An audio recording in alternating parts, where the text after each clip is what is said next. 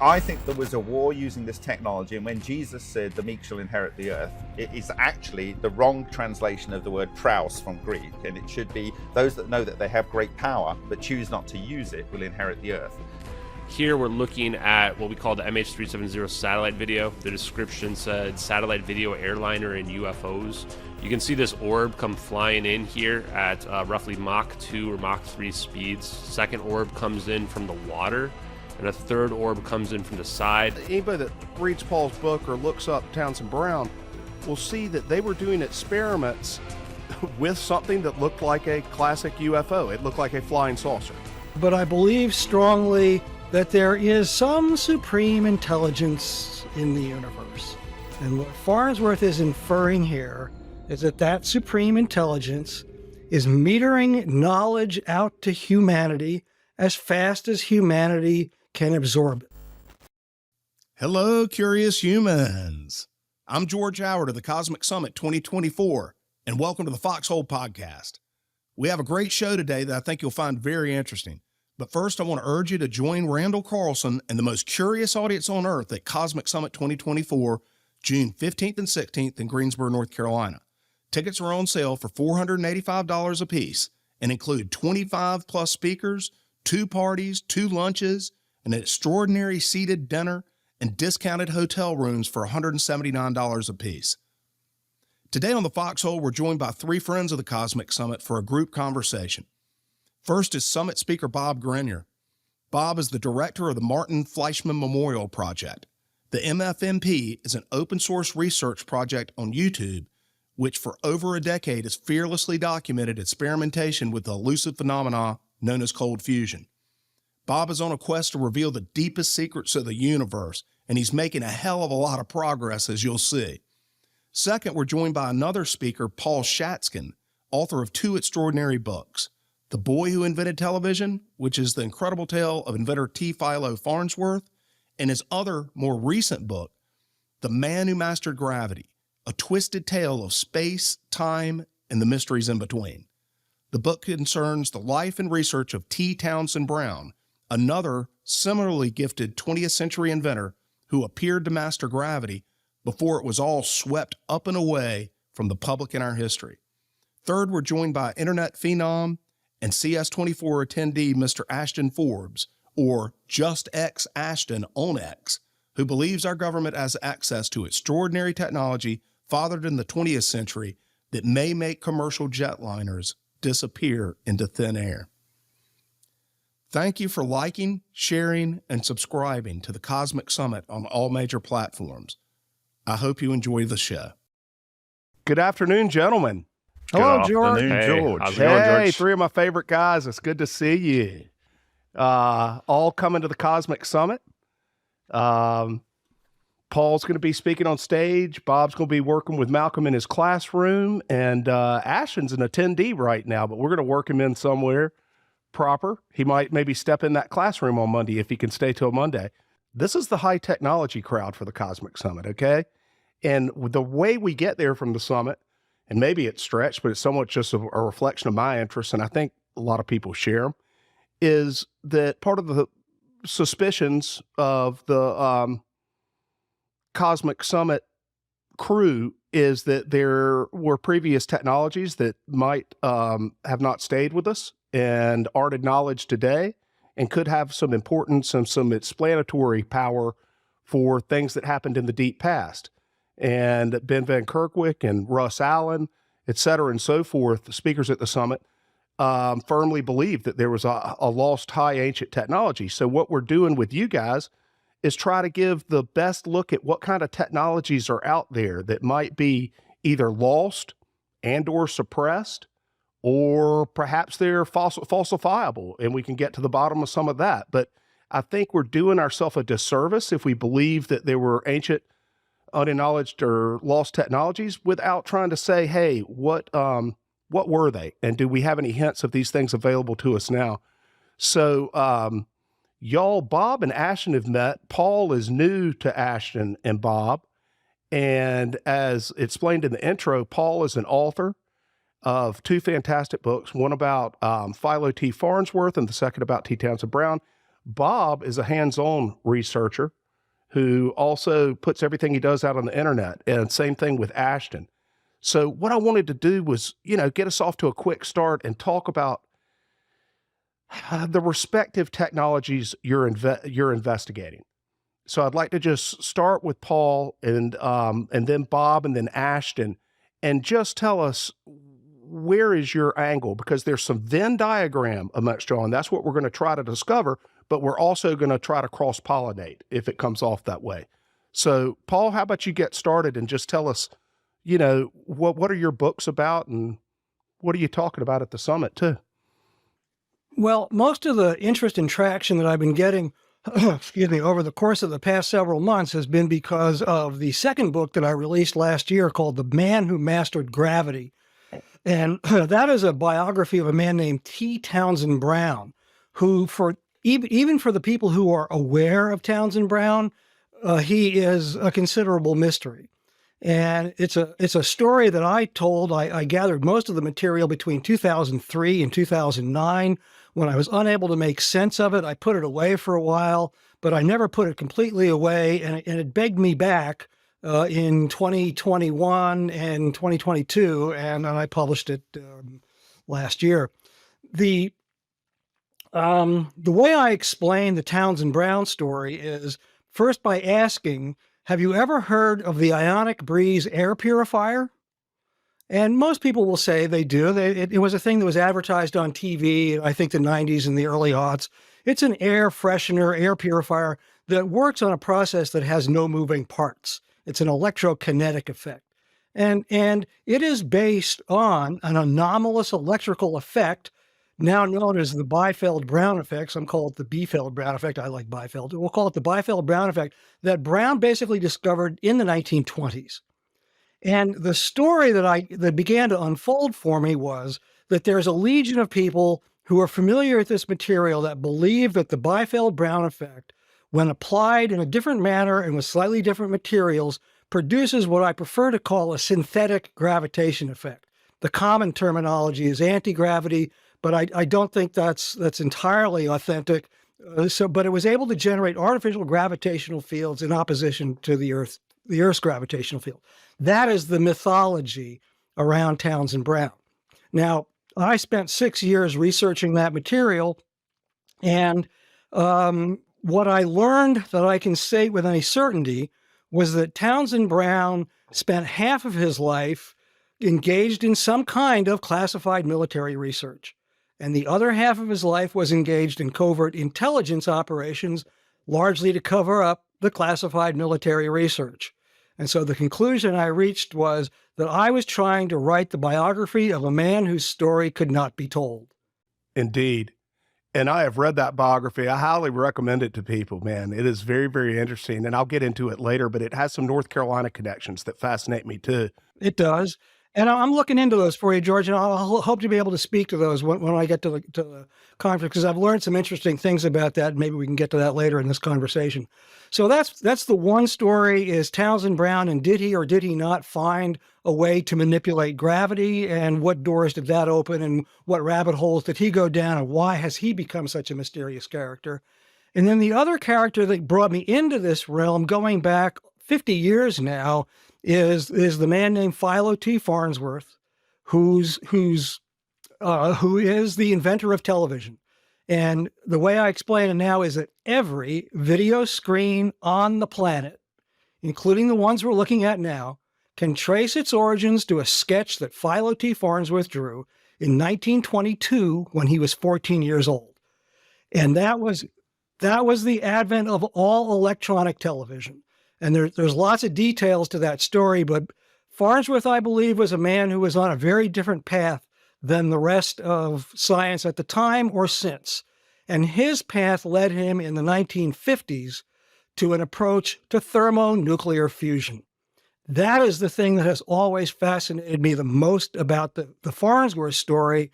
And I have always believed, on some kind of irrational faith basis, that what he was working on was a viable approach to nuclear fusion, hailed worldwide as the ultimate answer for climate change and clean, safe energy, and that for reasons in much the same manner as the Brown story is a mystery, why Farnsworth didn't finish his fusion work is equally mysterious. Fantastic summary, Paul. That's great. But we want to fill in some details, man. There's so many great questions that come out of that. Actually, Ashton, I said I'd go to you third, but if you don't mind now, you're kind of a citizen scientist like I am. You're not a distinguished author or, an intuitive physicist researcher like Bob is. We're kind of guys that got swept up because we're super curious, right? Yeah, I mean, at least not yet. I hope one day that I can be maybe an author like Paul is, who's as distinguished as he is, or maybe an engineer as distinguished as Bob. Yeah. But no, for now, I just call myself a citizen journalist. I don't like fancy titles anyway. And, my journey to discovery of a lot of this stuff in advanced technology has been related to the MH370 investigation and the videos that had reemerged about 6-7 months ago on social media that date back 10 years, starting up the organization MH370X, which is a group of volunteers who have been looking into the details around not just the videos, but the missing plane as well. Yeah. And then connecting with a lot of these guys like Bob Greenyer, like Salvatore Pais, who has some patents which could potentially produce synthetic gravity. I like that terminology, Paul. As well as, inertial mass reduction and room temperature or high temperature superconductivity. And then connecting with some other physicists and other people that I find interesting that are into high technology is another way to describe it. Mm-hmm. And my belief is that there is technology that's out there that's most likely locked up in special access programs that the public has no idea about. And that it's so mind-blowing that if the public were to find out about it, it would be worldview shattering and paradigm shifting. So that's really what I want to do, is help push the conversation forward so that that type of stuff can become accepted and hopefully get out to the world where we can begin to make a difference. That's fantastic, Ashton. How quickly you gained a lot of followers. You went from just another guy on Twitter to how many followers over what period? And that is no measure of credibility or honor, as we know, or anything. But I think it's interesting. It's to your credit because you're a good communicator. But tell us about you got into those videos and then what happened to your life. Yeah, I mean, it's changed every aspect of my life. Even if you were to ask my parents, they would go ahead and say that, everything about me has probably changed since that period of time, and in good ways, I want to say. And yes, I'm not really a social media person, although I've just kind of been thrust into it. For me, it was a matter of if those videos are real and there is this very deep, dark secrets that are being held within the military-industrial complex, that I just want the world to know, right? So I went on, I don't even know how many podcasts, lost count, 70 or more, I think, at this point. And it was just to get the information out there. No mainstream media or television stations would talk to me. Only alternative media would. And I'm thankful for everybody who had me on. I didn't distinguish or discriminate against anybody. I talked to every single person that would essentially reach out to me and try to get the information out there. I didn't put it behind any paywalls. I didn't ask anybody for money at any point in time. My only intentions were noble, to get that information out there. And I will admit that there's people that believe the videos are fake, that they've been debunked by either a cloud picture or a visual effects asset that's a stock asset. I'm not trying to tell people what they have to believe that's out there. Not only do I think the videos are real, is that I have very good reason and sources and connections that help to justify to me why those videos are scientifically accurate. And one of those people is on the screen right now, which is Bob Greenyer. He did one of the first analyses of those videos before I ever even met him. I clipped that and put it on my Twitter profile a couple of weeks ago as well, where Bob admits that he didn't go back in time and make those videos. And the science, the Alta University paper, wasn't even publicly available that describes that science until after the videos were appeared on the internet. So I think it's an incredible story related to advanced technology. And if it turns out that we can teleport objects, then I'm going to look kind of like a psychic probably, but so will some of the other scientists and engineers who've been talking about it for a while. Yeah, well, Ashton, I think you're a little bit like me. Some people, if they're uncertain about something or it seems like it may turn untrue on them after they are supporters of investigating and what turns out to be a false hypothesis, most people shy away from that, and I run towards it. There's just something, there's got to be people out there who are willing to put their reputation at risk and dig to the bottom of things. And I think we've got 4 of them on this podcast today. So does that make you a mysteries first responder? Yeah, kind of what exactly. I'm the first guy down the rabbit hole, man. I have no fear. I'll get down in there. Get out of the way. You know? Let me know when you find the bottom. And I know. Well, what I say is or the rabbit. I'm so far down the hole, the rabbits turned back, man. They said, "Good luck, George. Yeah. Good luck." enough. Yeah. And I almost mean that literally. We're all 4 of us are so far down some of these holes, but I think that's a wonderful thing. And who the hell knows what we're going to turn up? And if we get some egg on our face, who cares? We're paying with a little bit of egg for a lot of knowledge, be it pro or con. Okay, now over to the fantastic Mr. Bob Greenyer of the Pons and Fleischmann Memorial Project. Hey, Bob, how you doing, man? I'm doing very well, thank you very much. My involvement in this space came out of a love of science. In terms of technology, I believe all technology is eternal. It just hasn't been discovered yet. Or for those that have not been around long enough to discover an eternal technology, it doesn't necessarily mean it hasn't been discovered elsewhere in another part of the universe or in another time on our current domain. So I'm totally aware of that from the outset. And I was always fascinated in science. And I saw the original Pons and Fleischmann announcement in 1989. At the time, I was reading every issue of New Scientist, which was actually a weekly journal at that point, which had some volume rather than a little scrap that comes out once in a while. And even as anally as reading all of the job adverts at the back. I mean, I was literally reading it cover to cover.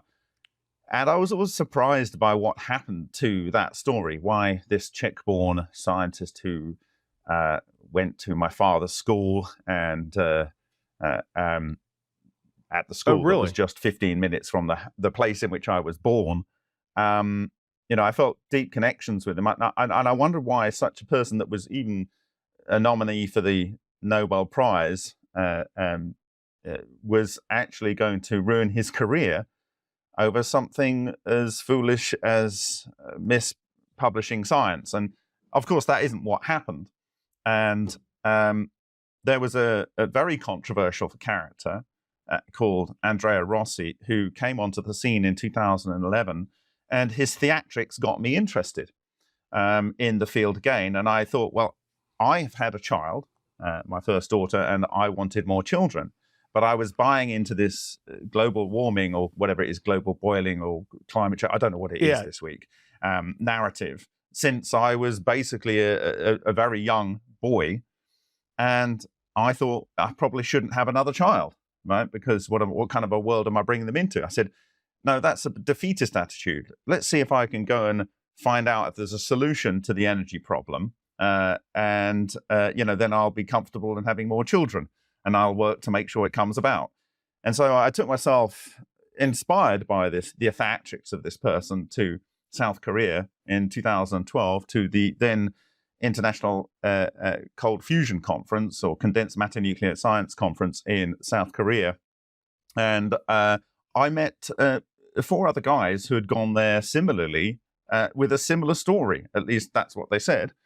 And we saw that there were all these scientists, many of them were dying. In fact, Martin Fleischmann died 3 weeks before that conference.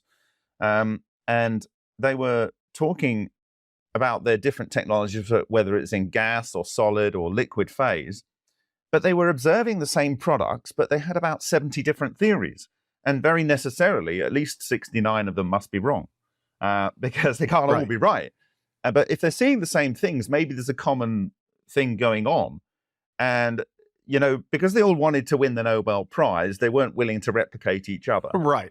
And because they, if they got certain level of success, either a pseudo government entity posing as a private entity would come in, or a real private entity would come in and get them to shut up and spin plates until they die.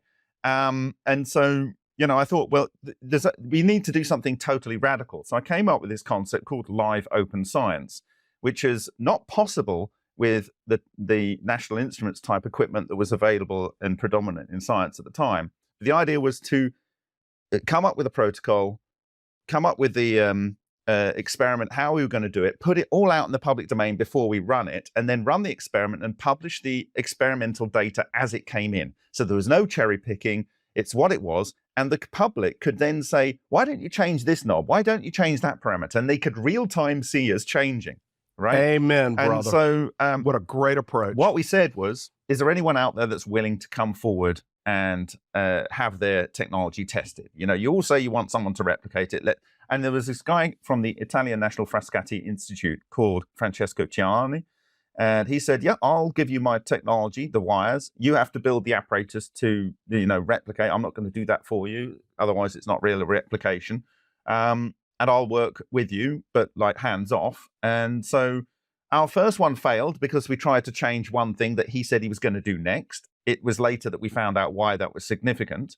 But in the second attempt in France, in an experiment that started on 12 seconds past 12 minutes past 12 on the 12th of the 12th of the 12, California time, we 2 days later had excess heat at 12.5%, which I presented in an army base in Rome on December the 14th, 2012. And then I was stuck. Yeah. And so essentially we had shown over unity excess heat from a hydrogen nickel system. Just to be clear, that wasn't Andrea Rossi though, right? No, this was a copper nickel system. It was a treated Constantan wire from the scientist, Francesco Ciani, and it delivered the goods. And so then I then said, this is real. Now I have to work out what's going on. And this has been the story of my life. I don't believe something until there's something on the table that I kind of have to address. And then when there's that thing on the table I have to address, I'll see if it's real. And then I have to move forward. And to cut a long story short, by 2015, I decided that the whole community had potentially been misled by forcing them to say you have to find gamma, neutrons, or X-rays. Otherwise, it's not fusion. And I'm not sure it is fusion. Mm-hmm. So, like, why should I be looking for the things I'm told to find? And if I don't find those things, it isn't what you're starting with the the phenomena first. What is the phenomena? I'm saying, what is nature showing you? Yeah. And I learned that in the 7th of January 2015 with Francesco Piantelli, who discovered the nickel hydrogen system. He said, don't tell nature what it is, let it show you. And from that point on, I started changing things. To cut a long story short, a few years later, I acquired some samples from John Kenneth Hutchison here. This is one sample. Pretty gnarly looking stuff. And here's another sample. This is a sample, and you've got the vortex structure with the hexagonal here, but it's split in two, and you can see how it's consumed the material inside. Yeah. And with these samples, I actually managed to, it would appear, decode this complex toroidal fractal geometry structure. And the end of the story is that this seems to be the key to all hidden technologies, and it's based on the natural phenomena of ball lightning. Fantastic, Bob. Hey, Paul, I don't mean to hit you cold with this, but you were probably you were a science geek at the time. Do you remember the '89 Pons Fleischmann? Oh, sure. Give us your memories of that. I was my only memories. I was living in Hawaii at the time, and I do remember. I think Walter Cronkite was still doing the CBS Evening News. And I think the night that the Pons and Fleischmann announcement came out, he may even have started the newscast that night, the CBS Evening News, with this announcement of this big breakthrough in this long-sought energy technology. So that would be my recollection of it. I was attuned to it because I had been attuned to the Farnsworth story since, well, frankly, 1973. And I knew that he had worked in the realm of nuclear fusion since then. And when I began developing the Farnsworth story a couple of years after that, my interest in the fusion angle was kind of central to where I thought that story would wind up. So I do remember being fascinated when the Pons and Fleischmann announcement was made in 1989 and seeing it on the CBS News. That's fantastic. And I'm trying to do more listening than talking, but I got to give you my little thing. is that I was getting out of college a little bit late, about a year late, maybe a year and a half. It's 1989. Last year, yeah. And what's that? Yeah, exactly. I don't know. And so I was kind of looking at the, cold real world in front of me that I was a science geek, and I was just overjoyed. I said, oh my gosh, what wonderful timing. And that right as I get out of college, there's a whole new world of physics and energy abundance and prosperity is going to open up. Surely there'll be a job for me somewhere. Not necessarily in that field, but the future looks so bright. And for those brief 3 to 4 weeks while it was still a thing, it was the most fascinating news story of all time, and no science geek could turn their eyes from it. And then George Bush Sr. put together a commission with hot fusion folks and Department of Energy people and people whose these discoveries would ruin their careers. And they came back in 6 weeks and said, nope, didn't happen. And I remember taking it hard. And back then I believed everything that was told to me. Still try to believe most that's told to me. And I was just terribly disappointed, and I kind of put it away. And then, as it has for all of us in various ways, as you looked into it in subsequent years, it became clear that the story wasn't that clear. And it actually is one of the greatest crimes of scientific suppression and smearing and reputation ruining in the history of science. In my opinion, I think Pons and Fleischmann were on to something, to say the very least. I do not think it was anything to do with what they announced. I think it's what they did observe, but they never announced. And this was a few years before their forced announcement. Firstly, cold fusion was something that a guy called Stephen E. Jones, a guy that has worked for the Department of Energy and has worked for Los Alamos National Laboratory, he gave the name cold fusion to it. It doesn't appear to be that. But what happened a couple of years before, because they were researching for about 5 years, but a couple of years before, they had a 1 cc piece of palladium that was electrostatically being loaded with heavy water. And this was running for about 3 weeks, and it wasn't doing anything. And apparently they came in and turned the current down, which removes the electrostatic pressure. Now, if that happens, you get maybe some bubbles coming out, which causes fracture of the palladium. This causes charge separation, and it builds to a state. Well, anyway, those are potentially how this may have occurred. But what actually they found when they came back after the weekend was the water had gone. The glass apparatus had basically vanished. It had made a huge hole in the surface of the table, gone down and punched a fist-size crater into the concrete, vaporizing the aggregate and the cement in the concrete, and leaving a fine suspension of particles in the room. And what Pons and Fleischmann realized, they had something that was way beyond nuclear. This is way beyond fusion. They didn't exactly know what it was, but every single person that has come to the fore and said, I think this is ball lightning, they have then said, we're not going to publish your work anymore. I'm just going to add, as a citizen journalist, what I would say is that George Bush Sr. also happened to be the 11th director of the CIA. So if information was being covered up, he would have been in the right position. That's all. Why do you chuckle there, Paul?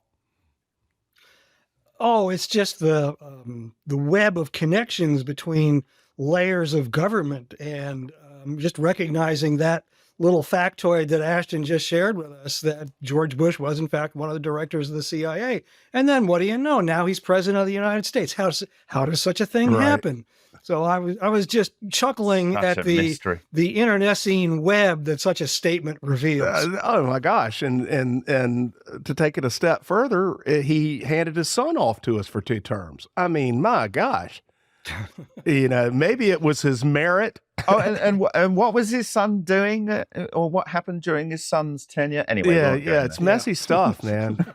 Yeah, and this is I voted for both of them and whatnot, but I tell you, I look at things a little bit differently now.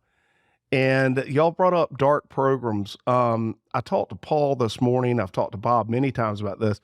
Incidentally, Bob and I have traveled together. You know, we've been to Zurich and Switzerland last year and gotten to know each other fairly well. Well, to be fair, I traveled on my own as an independent. You just happened to keep turning up. That is which exactly the weird. way to describe it. No, and that's actually very important. And I won't just say, I'll say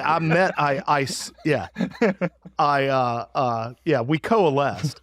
No, not even that. Bob wasn't into it. Actually, that's a good point, Bob. How did you approach this most recent dalliance with new technology? And that's Malcolm Bindall's Plasmoid generator. Well, in the same way that I approached what actually Ashton is involved in, is I didn't want to approach it. It approached me. And so basically I was looking into the GEET, the Global Environmental Energy Technology of Paul Pantone. And I'd done some work on that. And what was interesting in that technology was it was claiming to do transmutation. These were transmutations that have been observed in the low energy nuclear reactions field. Mm-hmm. But there were some independent researchers that had reported seeing these plasmoid-like objects coming out of their devices, at least in 2 different experimenters' case, outside of the reactor, which means they'd traveled through the metal, right? And this is something that Ken Shoulders, who was brought in by probably the CIA to investigate John Hutchison, he said these things can go through metal, these exotic vacuum objects, which are equivalent to ball lightning. And we had been producing these things at will in Holland, inside a reactor. And then the first person that came forward to, replicate this from Canada, he immediately was able, with the same approach, to reproduce these structures flying about, but inside his reactor. So what happened was, someone says, oh, you're doing GEET. There's this guy, Malcolm Bendall, and he's doing a device that seems to make some of the same sort of claims as Paul Pantone's device. And I thought, well, I'm already working with Paul Pantone's device, and I'm working with one of the people that work with him and so on.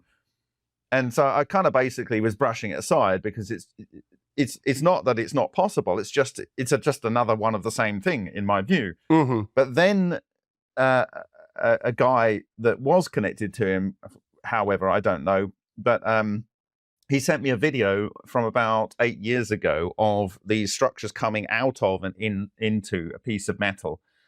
And I thought, oh God, now I have to do it. I have to look at it, because these are the things that we've seen in the GEET reactor, but they're also the things that we produce in our reactor. And that means there's exotic vacuum objects in there. And I can understand how that's working. So, and what it was there was a group in North Carolina that was doing some tests on Malcolm's technology. And someone at Los Alamos said, well, if you can't explain it, maybe you should reach out to this guy, Bob. And he did the reaching out by sending me this video, which put me in a situation where I had to. And the same thing happened with Ashton, right? Ashton's technology that he's been looking into, and I do believe it is a technology, was sent to me by one of the former directors, Matthew Villat, of the Martin Fleischmann Memorial Project, who's working with the European project in low-energy nuclear reactions. And he says, I think you need to look at this. And so I looked at it, and basically what I saw on the screen was exactly what my father had showed me and my 3 brothers and sister in 1979. He said to my brothers and my sister, come downstairs. And we sat in our room and we looked out of our sunroom due east, and there were 4 lights that came up in the sky, went and disappeared.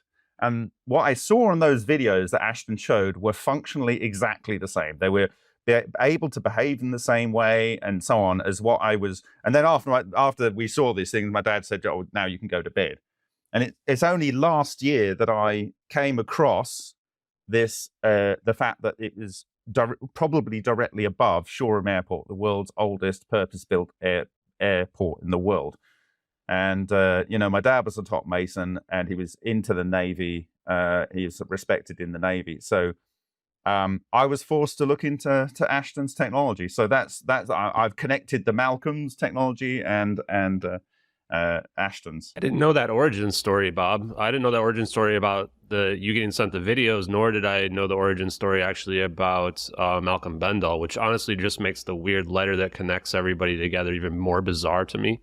I won't go too much into it, but I'll just say as a brief abbreviated version, there was a letter that was addressed to me on a random YouTube channel that went dark very soon after, and it said through Randall Carlson to find Malcolm Bendall.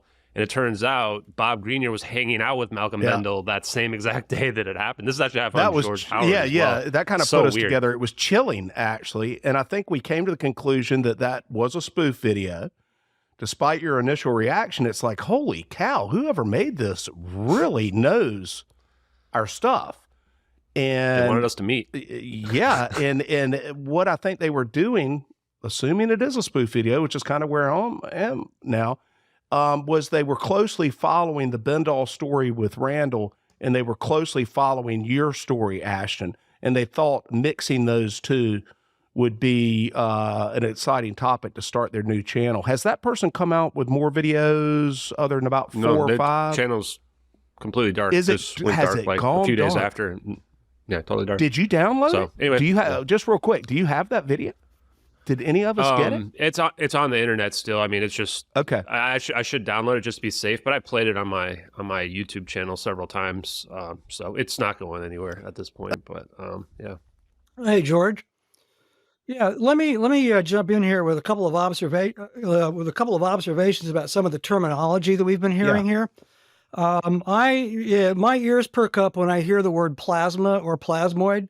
That is the advanced state of nature beyond solid, liquid, and gas, where the particles, the particles within an atom cloud are separated from each other, and you've just got a gas, for lack of a better word, a mixture of separated ions and electrons, and that's been dubbed a plasma. And the word has been getting some attention lately in some odd circles. I keep seeing the word plasma and the word plasmoid, and that is very much what's at the heart of what I'm talking about when I speak of the Farnsworth fusor. At the heart of it is a hot plasma.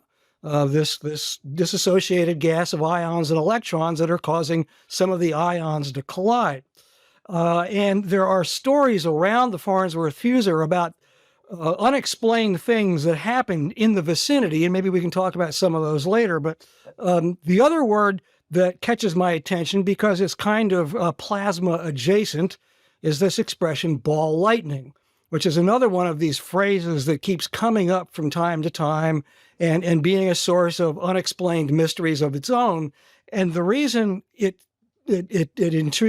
piques my interest is because I think you probably know, because you've read the book, a lot of the material that I was drawing on came from a source that I have codenamed Morgan.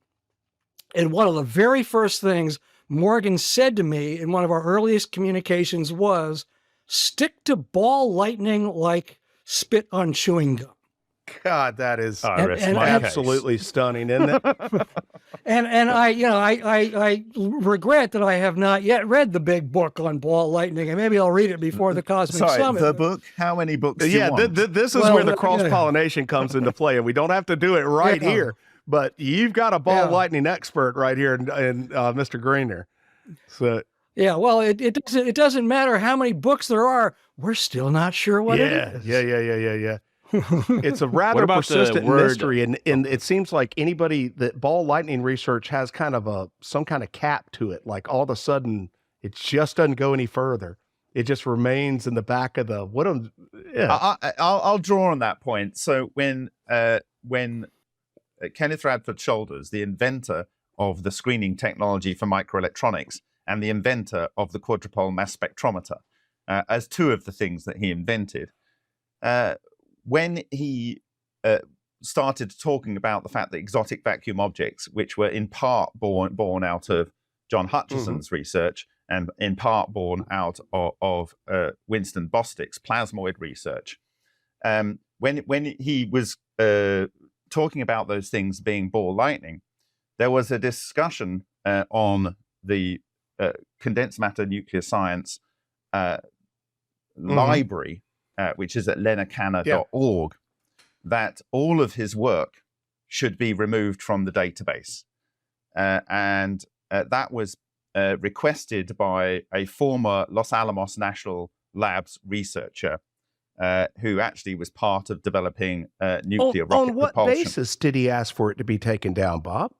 That is not clear, but I literally have emails railing between him and another researcher in the field, Mitchell Schwartz, whose patent at the time was being held up by the US Patent Office, as I understand it, and his work was asked to be removed. But after lobbying, Mitchell Schwartz's work was reinstated, but Kenneth Radford Shoulders' work was not reinstated. I did not know that, and I'm somewhat familiar with that library. At least I know of it. It's the compendium of all coal. Yes. The other interesting thing is when I'd never heard of Kenneth Radford Shoulders' work from the time I came into the field in 2012 until I came across his work in the late days of 2016, early 2017. And when I first talked about it in March 2017, within 2 days, his website was taken off the internet. And it had been there since the 1990s. So I reported in India, and from California time, they would have had a day and a half to take the action to remove his stuff from the internet.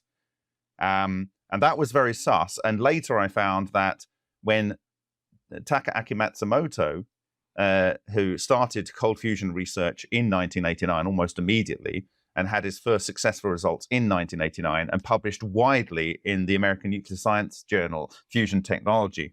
By 1993, he had decided that this was the same thing as ball lightning. And in 1994, fusion technology changed the rules, saying you can only say this is anything to do with cold fusion or fusion if you see neutrons, gamma, or X-rays. And he could then not publish in there. And he wrote a letter to the editor in the year 1994, I think. Well, that's interesting because I host a website where we talk about neutrons, X-rays, and gamma all the time, and nobody's taking it because you get but you get those in a Farnsworth fusor because you get neutrons, and so when you get neutrons, you're going to get activation of atoms around it, which means you're going to get gamma and X-rays. Website down because it mentions the output of fusion. I mean, I'm sorry, did I misunderstand you? Were you saying there that we're no longer, you can't have anything on the web that talks about neutrons, gamma, or X-rays? No, is that what you I just can't have anything on the web that says that cold fusion, which is not fusion, you can't have anything that says it's ball lightning. They don't want people to make that connection because it is what I can see, ball lightning is the key to all the hidden magic of everything. And if I could ask too, another key word, like as Paul was mentioning keywords, I think another key word that brings everybody together is the word toroid as well. Paul or Bob, what are your thoughts on that, especially related to plasma technology? Well, I have little regard for toroidal approaches to fusion as manifest in devices like the tokamak, if that's what you're asking. I don't think a tokamak is ever going to produce a viable form of nuclear energy. It's a great way to spend money. It's a great way to keep physicists and engineers in hog heaven. But in terms of actually ever producing a meaningful fusion effort, not so much. I totally agree with you, Paul. Everything you said, I can completely concur. With regard to toroids, there are only two structures in the universe that enable negentropy: the tornado and the ring tornado, which is the toroidal soliton. Those are the only things that enable negentropy. So if you're going to have any form of matter coming together, you have to have those two things. Specifically, when you have a cluster of toroidal plasmoids in the terms used by Winston Bostic and Nardi, if you're going to have that do the processes of Lena, I believe that we have presented a very compelling argument with physical evidence that we can repeat at will, that it is a cluster of these things that form what's called a toroidal moment, which was discovered by Vladimirovich Dubovik in 1965 for his thesis, published in 1967 at Dubna, and only verified in the West in 1997. It is the basis of some of the technology of some of the most secret technology there is and next generation technology. But this produces what's called a fractal toroidal moment, and the fractal toroidal moment has a phase singularity. The phase singularity is where matter can cohere, and you can then have the magic occurring in that part of the system. And it also has what's called a non-radiating boundary. Non-radiating boundary is where you have electromagnetic waves that cancel, and only scalar and vector potential waves or scalar and vector potentials can go outside of that. And ordinarily, that is what's called an anapole, which was discovered by Zakov Zaeldovich in, I think, 1954 or around about that time. And in the case of the normal anapole, if you have an oscillating toroidal current like that, producing the oscillating magnetic field, and you have a out of phase electric field going up and down, this enables the non-radiating boundary to be formed. That's more challenging than what nature self produces using these fractal toroidal geometries, because you do not need to have the oscillating electric charge when you have the fractal toroidal geometry, because the toroidal moments and the resultant electrodynamics cancel that non-radiating boundary. So they're self-organized, and as Ken Shoulders called them, they are electronic structures that build at electronic speeds. And these things will actually invariably occur in the Farnsworth fusor, and they invariably occur in tokamaks. And they are actually a problem for tokamaks. They occur in what's called diachron instabilities, and they also occur in what's called magnetic islands. And these things produce these structures, and they fly off, and they go and damage the titanium walls, which is why they want like liquid metal walls in some fusion reactors. And yeah, so Hey, Paul. it's true. Yeah, Paul, when we spoke this morning, I've already forgotten the term, but it was brand new to me. You said Philo Farnsworth, at the end of the day, his most advanced research along these lines, it resulted in a physical phenomena creature, for lack of a better word. What was that called? What was your term for that? The term that I used in our conversation earlier today was poisor. P-O-I-S-S-O-R. Is that new to you, Bob? I just wanted to see, because I want to see if it's a plasmoid. Absolutely. Okay. I'm very interested to hear more. Please explain, Paul. All right. So now, this is the part where I have to be careful how deeply I'm trying to explain this thing. This is the part where I always have to say, I'm not a physicist. I just play one on the internet. Right. But I have heard people talk about this thing, so I will explain it the best I can. It was very much. It is his name, Farnsworth's name, for the plasma formation at the heart of the fusor, which is the approach called inertial electrostatic confinement. And I have described it in the book, The Boy Who Invents Television. Have you ever sliced open a golf ball and seen what a golf ball is? Like a cork core that is wrapped in tightly wrapped rubber bands. So imagine that kind of analogy in terms of atomic particles, where what you have is an electronic golf ball of alternating layers of negative and positive charges. Just charges. No, particles maybe, but charges. And he arrived at this based on something. I'm sorry I didn't look up the gentleman's first name, but he was an 18th century scientist named Poisson, a French mathematician. I call him Poisson, but anyway. Poisson, okay. Poisson, yeah. Oh, that would be more French. Yeah. Poisson. You've got Poisson's distribution, haven't you? Poisson are so I've anglicized his use of that terminology in the fusor is poisor, but poisor, something, that's the word we're using here. And that's how it was explained to me by the family well after his death. Philo III, Kent Farnsworth, the sons that I knew, they explained it to me in the terms that I just used as this knot of alternating concentric layers of negative and positive charges. I will describe it this way at the risk of giving a knowledgeable scientist apoplexy.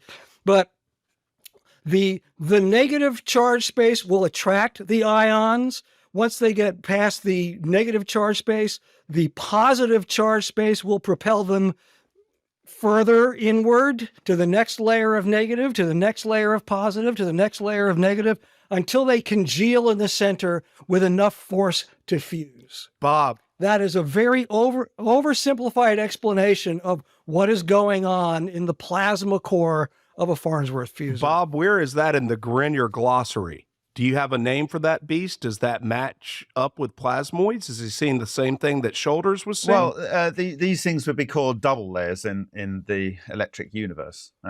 You basically got a series of double layers, and we've simulated these in the Vega experiments. So you can go and look at our channel, and there's several videos where you get these layers of charge concentration. But I actually think it's these pseudo monopole type structures that arrange themselves back to back, back to back, back to back, back to back, and they create these layer structures. And they're actually like, if you can imagine, it's literally like a golf ball. So you're not wrong with that. But if you can imagine a golf ball with its little divots in there, the little hemispherical little scalloped sections out of it, that is like the mushroom, the phase-in version of one monopole. And then you have another one on the outside, and they have the two linking.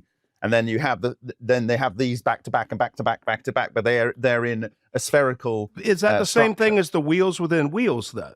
Yeah, actually, in the core of these things, you have the wheels within wheels within wheels minimally, but it needs to be normally four levels. But because every wheel needs two wheels to make a wheel, it's actually down to the Planck's double the Planck's distance.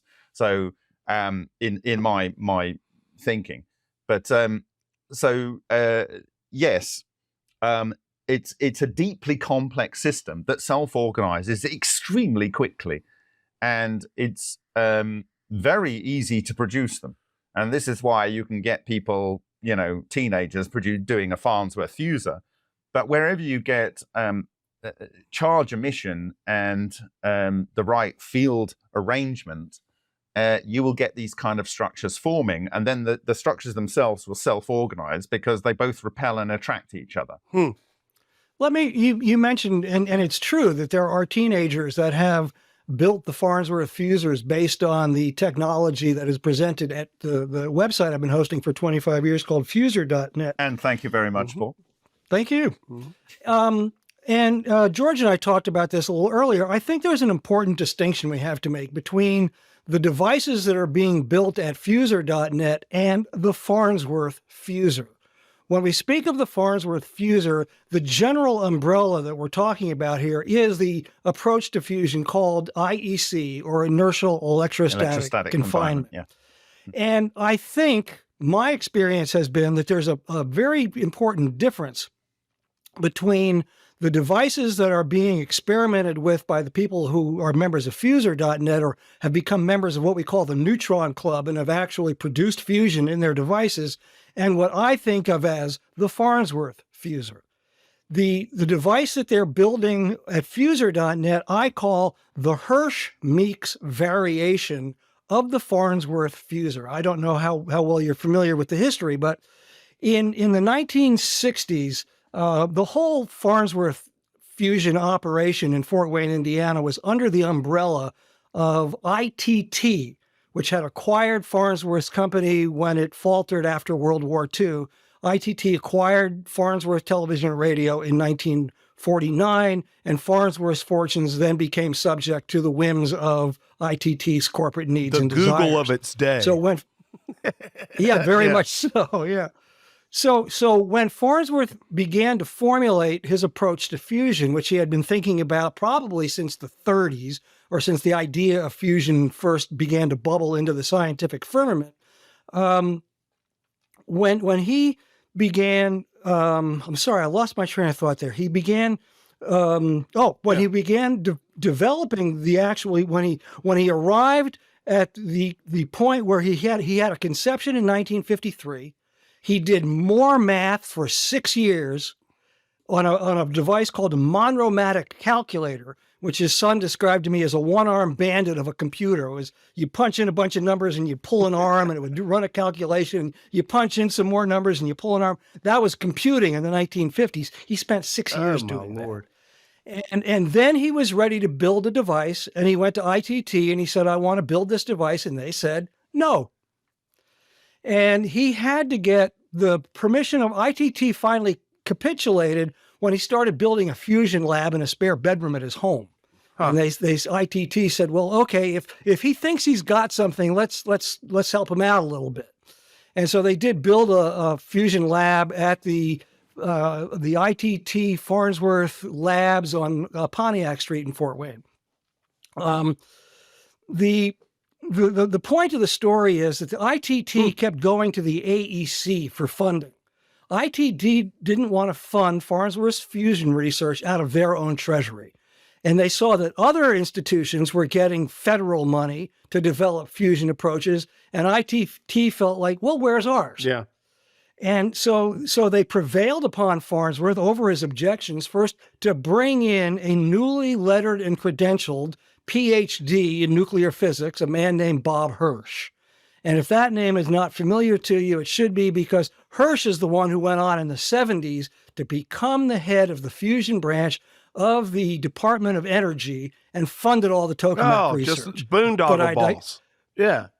But I digress, because the point of the story is that when he was working for Farnsworth in the 60s and ITT wanted money from the AEC, Hirsch came up with a model of internal electrostatic electrostatic fusion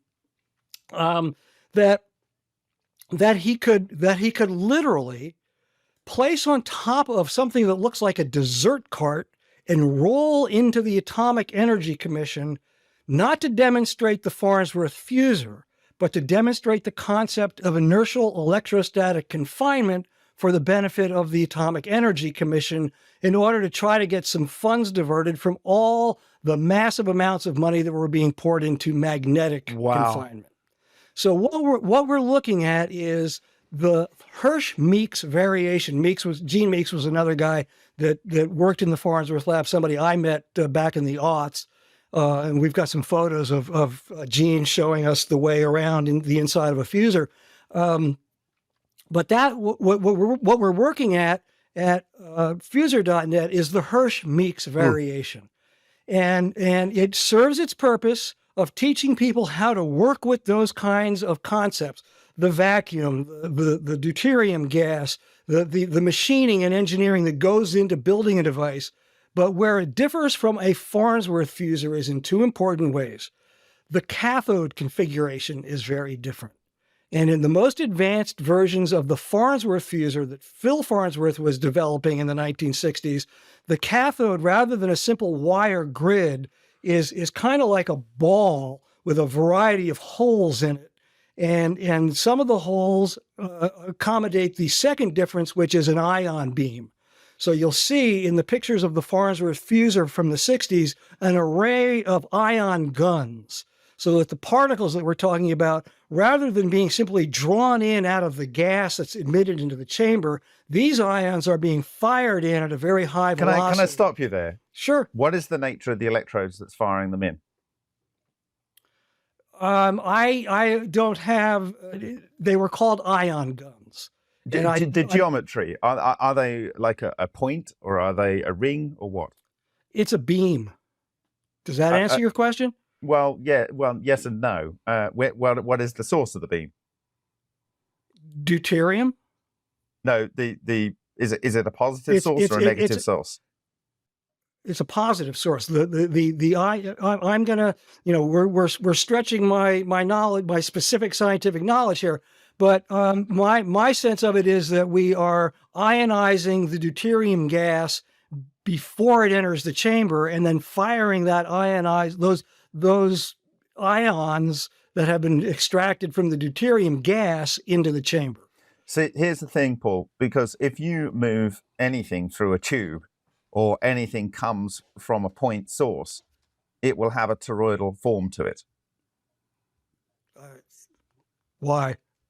Because it just does. It's not going like this. No, but it's going like that, like a smoke ring coming out of your mouth. If you fire from a point, you end up with a smoke ring. If you come from a tube, you come with a smoke ring, because there is electrodynamic processes going on between the center of the flow and the outside of the thing that's delivering the flow of ions, and that produces shear. That is hydrodynamic shear, which leads to magnetohydrodynamic shear. Okay. And in fact, what they do in tokamaks is they inject the plasma in things what they call plasmaks. And these are very, very large toroidal clusters of ions. Gentlemen. And so it seems like it's an interesting similar angle. process. I have one other question Well, I for do, Paul, but actually. Ashton's got to go in a minute. And what I was hoping is what we could do, the segue that may or may not be appropriate, but I think it is that what y'all have been describing is the first shoots of this technology, and then it seemed to kind of disappear, or perhaps it was all fruitless and just wrong, and it was all shut down. But y'all are experts in that, the ancient evidence that something was there. Ashton has been investigating what potentially may or may not be a modern implementation of those technologies. And Ashton, I don't think it'd be fair to our viewers who were unfamiliar with your work if you didn't play the videos that you've been investigating. And then we can riff off of that, let Ashton go, and return to a longer conversation in any depth that we care to. Ashton, go ahead and run with those videos and give us your potted description, because I'm sure you've done it 1,000 times. I mean, if ball lightning is real and we can produce, plasmoids, as I think both Paul and Bob are talking about, then we might be looking here at this video, or both these videos that I'm going to show, at one of their most recent implementations. And this would have been from 10 years ago. Here we're looking at what we call the MH370 satellite video. The description said satellite video airliner and UFOs. You can see this orb come flying in here at roughly Mach 2 or Mach 3 speeds. Second orb comes in from the water, and a third orb comes in from the side. In the bottom left of this video, you can see coordinates that move when the perspective changes. We're looking at a Citrix session here and a cropped screen, which would indicate that somebody was logged into a secret satellites database that nobody really knows about, that we don't even know we have video capabilities. How do you know in it's Citrix, Ashton? I don't see that data. Yeah. How do you know that? So the reason why we've determined it's Citrix session is the mouse that we saw come into the screen is moving at 24 frames per second, which is consistent with the Citrix session, but the background where the plane moves is only 6 frames per second. So this would be an indicative of looking at a database that's doing 6 frames per second while you're logged in, and the mouse, it would be the mouse on the person's computer that's actually recording it. And then the field of view we know is larger because the mouse comes in from the top right, and then it moves off the screen to the bottom left, kind of like how my mouse is doing right now. So there's like, I'm looking at my mouse, it's going off the field of view on my screen right now as I'm sharing this with you guys, in the same way that someone who's recording this would be doing. We see them first begin, these orbs begin to form this 0-point sinusoidal pattern, mapping the plane or something, we're not exactly sure. But then they form a ring formation here. And when I continue, as it gets to this cloud right here, the orbs actually slow down slightly. Now, this is consistent with when Bob Greenyer pointed out that the monopoles begin to reorient and then converge on the plane. And then the plane's just gone. Just literally gone out of space-time in this video. Play the disappearance again, Ashton. Yeah, so let me go back here. And you can watch now, if you look at the orb's speed here, you'll see them slow down right there. They're slowing down a little bit, and then poof, plane is just gone, right? And then when we look at it in the second video, because there's 2 videos, and the operator scrolls over to the right, and then they close the window here, which would indicate that this was recorded after the fact, not in real time. And it may mean that we have, the United States government potentially has, real-time satellite video playback of the entire planet, which we think we've proven by Lockheed Martin. Well, that's important to point out. You may have said it, but you proposed that video was either intended to depict satellite from space or was actually a satellite from space filming down. Now, that is not normally the kind of imagery that is shared with the public. In fact, I don't know if have you ever found any imagery where you see a commercial jetliner from above? I don't think that satellite secrets and capabilities are some of the most closely guarded secrets in the entire United States. I think the last time they were publicly leaked, it was like in the 80s, and somebody went to jail over it. Trump leaked a satellite picture on Twitter, which is very similar optical look and feel as to that video, but it was just a still image of like an Iran missile silo or something like that. So there's so many details that we don't have time to go into, but there's the list of details in order to fake these videos and have the knowledge base essentially would preclude the public from even having any idea of what this stuff would look like. You would really have to be somebody who's in the know about these systems in general, including the drone video that we're looking at here, which we believe comes from an MQ-1C Gray Eagle based on the nose of the drone right here. But theoretically, it could also be an MQ-9 Reaper. This is a Raytheon camera. They've got settings in this camera that can change the color in the background with just the push of a button, even after the fact, which is why we're potentially not looking at it in black and white like you recognize most FLIR footage. Both these videos are in perfect synchronization with one another from two completely different perspectives. So this would mean that you would need to create a 3D rendered environment in order to get this to match. Even the clouds match later on. Now, this is the one where you start to see the stuff that's pretty anomalous. Like the first video, it's cool, but not that impressive. In this video, this is where I'm curious about stuff like Thomas Townsend Brown and synthetic gravity, because especially when it zooms in here, you can see the dark lines in front of the orbs pulling them forward. And they're not just getting pulled forward, they're also just completely ignoring gravity. Like they're not falling down to the earth either. It's almost like there's two different anti-gravitational effects happening. Honestly, this shot right here, to me, is mind-blowing if someone was able to fake this, because you can actually see this heat signature in the belly of the plane right where the AC exhaust ports are, morphing in real time, while the orbs actually get displaced when they go through this smoke trail here as well. And then in the final moments here, you can actually watch the orbs converge and then the plane disappear within a fraction of a second. There's actually a slow-mo. This is the original footage that was loaded onto the Regicide Anon YouTube channel back in 2014 on May 19th, 2014, roughly 8 or 9 weeks after the plane went missing. And you can watch it in slow-mo here. Where if you watch this in slow-mo, this is where the orbs are reorienting right here, where you kind of blur a little bit. Yeah. And then they come out of the reorientation, and like Bob Greenyer points out, it's like they're aiming their monopoles, like if you imagine, directly at the center of mass of the plane. And then within 3 frames, you can see this endothermic event happen, and then the plane's just gone.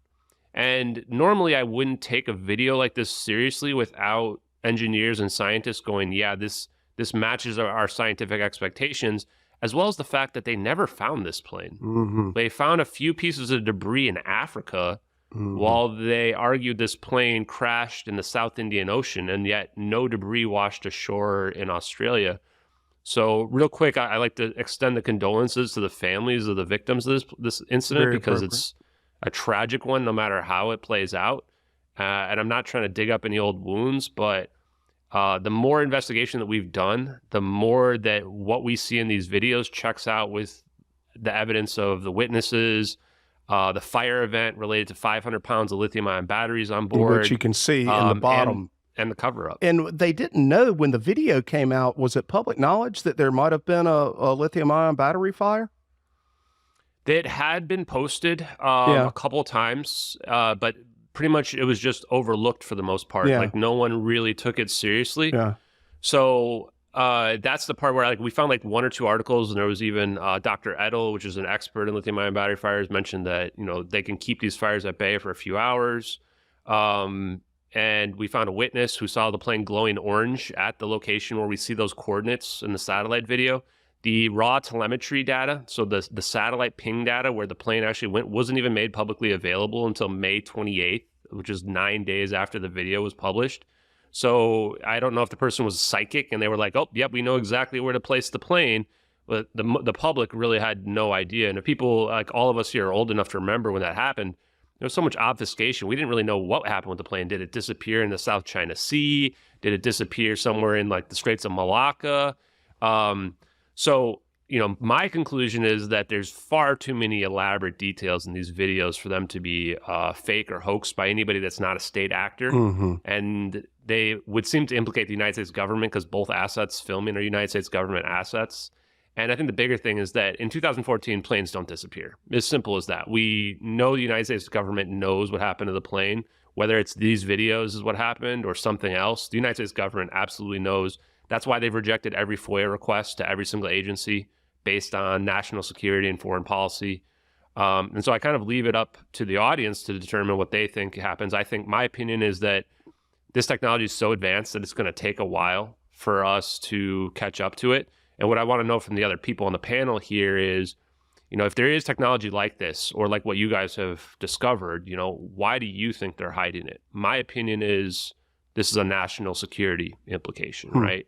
But I would want to know, what do you guys think? Paul had a and question Bob? too. So question or comment? Well, Paul? yeah, I am intrigued that this subject has come up, because it wasn't on my radar until I became involved in George's efforts here in the Cosmic Summit, and I saw that was one of the subjects that was under consideration here. And then I think it was just a couple of nights ago, there was a story on the NBC Evening News about new knowledge, new investigation effort into the disappearance of MH370. And my question is, I have to think about what my speculation is on that. But you mentioned that they found what they said were pieces of the wreckage that washed up on like the opposite side of the ocean that they thought where it had disappeared. And so my question is, by what means did they verify that those parts, which were supposedly a wing part, were actually part of that specific aircraft? Great question. You know? Yeah, I do. And the flaperon, I believe, is the only one that they used a serial number on. Turns out the flaperon, an 8-foot-long piece of the wing, was missing its unique serial plate. You can Google this and find out, and made the connection miss. That's very interesting, because there was another incident that involved planes where they found parts of planes, but none of them had their serial number on.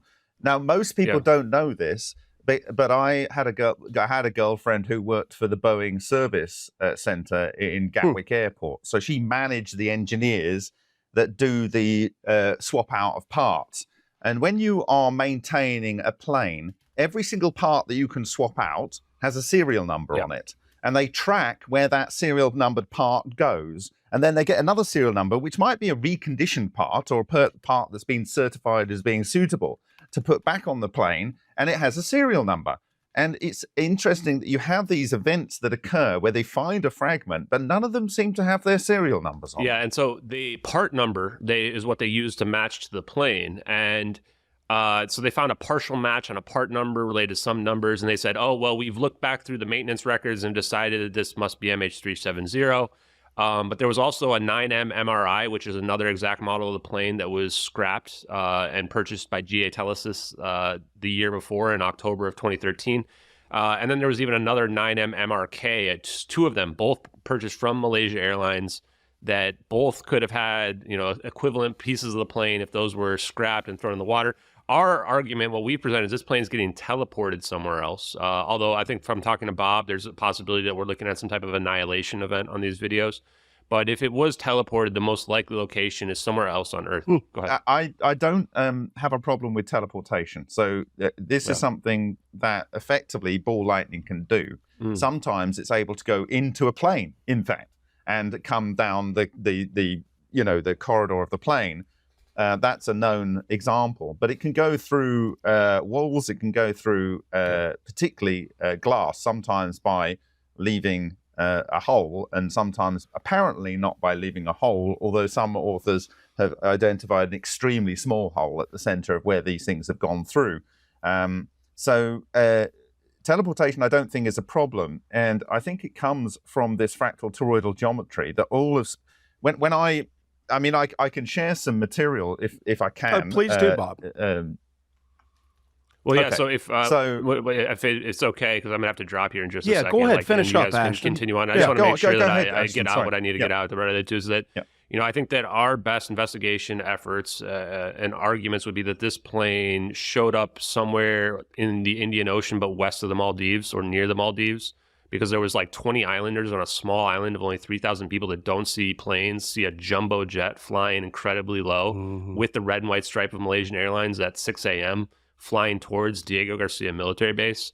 And there was also a B777 fire suppression device that washes up in the Maldives. And both of these things were completely discredited and ignored by the search. I think that our investigation has used more evidence than anyone's to date. And what I would say is, as impossible it is to believe that this could be real, as long as they keep not finding the plane in the South Indian Ocean, I think that people will begin to come up with the idea of maybe the Inmarsat pings that have it going down there were fabricated, manipulated, misinterpreted. I don't know how you want to phrase it, but if you ignore those pings, then the next most logical answer is the story that we've put forth. Those are non-standard pings too, aren't they? They had to come up with a novel analysis, actually. It was actually the last name of the person who helped to develop it was also named Ashton, weirdly enough. Yeah. But yeah, and I think the experts And it out wasn't there you just want to clarify. No. And just to Paul's point too, is there's been all these stories that come out, but you'll notice they never talk about the story that we've presented, even though they use more evidence. There's people claiming they've pulled up a whole wing of a plane, which is a 100-foot long wing of the 777. There's no chance that happened. You've got people saying, "Oh, we just missed it. It was in this little crack." Well, they've already searched that was everywhere last along week's that seventh story. arc, right? That was ridiculous. That guy said that it made. I wish, I wish them the best, but in the end of the day, I don't think they're going to find that plane ever, because those videos, I think, are really what happened to it. So unfortunately, I have to drop. I appreciate the time I've had with you guys. I will definitely check out when it gets posted. If you guys want to talk about the science or what have you. One thing I'd be curious to talk about or hear from you guys in general as well, especially Paul, because he looked into Byfield Brown, would be like if he thinks the Philadelphia experiment might have actually happened, and if this type of technology that Thomas Townsend Brown implemented was actually used on some of our aircraft like the B-12. And then, of course, condensed plasma physics. Both of you guys it's very interesting to me. So thank you guys very much. I'm going to hit straight with the teleportation argument. So thank you, Ashton. That gives me a really nice Ashton, thing. quickly before you go, ahead. I'll give you two quick answers, Please. and then we can talk about it more later. On the Philadelphia experiment, I think that's all part of the subterfuge and camouflage. I don't think what they've described about the ship being teleported ever happened. And what was your second question? Oh, about the B-2 bomber? The B-12, I give that about an 80% likelihood that technology is actually at work. Well, thank you guys. I can't wait to meet you guys in person as well. Can I give you a quick answer on the teleportation thing? Yeah, please. The structures have quantization, and the universe is self-similar.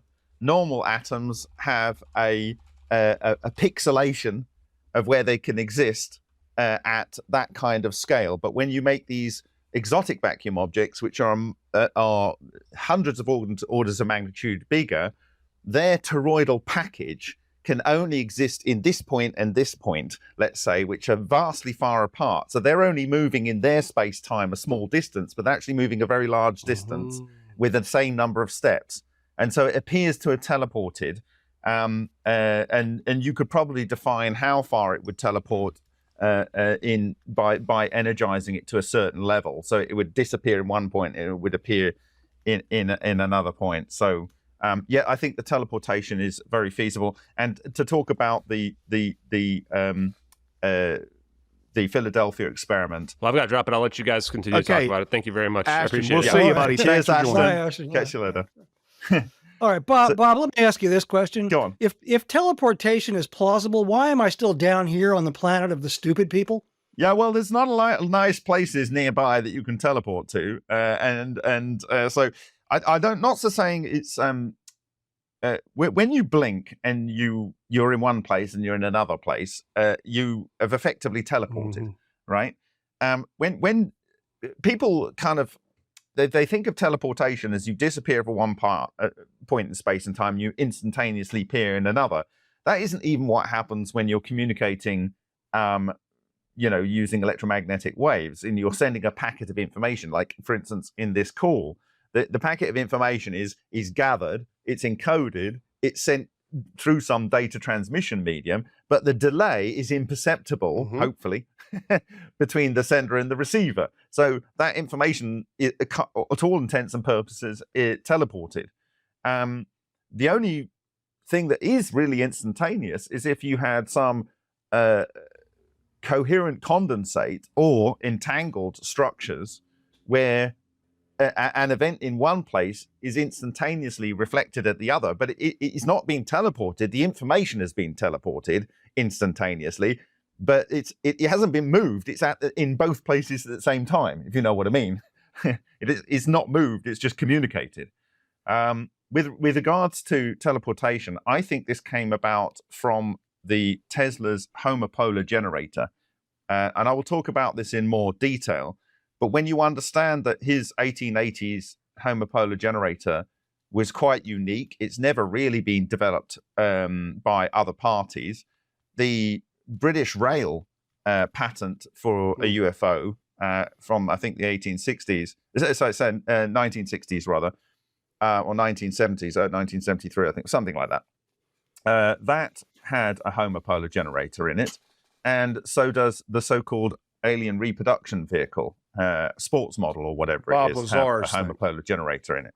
Is that Bob Lazar's? Well, that's when I think the sport model, that's the way he described one of the craft. I don't know whether that's what you're getting to. Right, yeah. So the homopolar generator appears in a lot of these things, in both awarded patent and in the reported thing. There's a lot of truth there, but I think what Tesla's homopolar generator was quite unique because it had two disks, and both disks were arranged so that the big problem with a homopolar generator typically is that you have the biggest one in the world, I think, was officially was made in Australian University. I think I don't know, there was one in Australia, and you have this problem with how do you get the current off the outside of the ring compared to the inside of the ring, because it's moving very fast and you need to have a good contact, and it's extremely high current.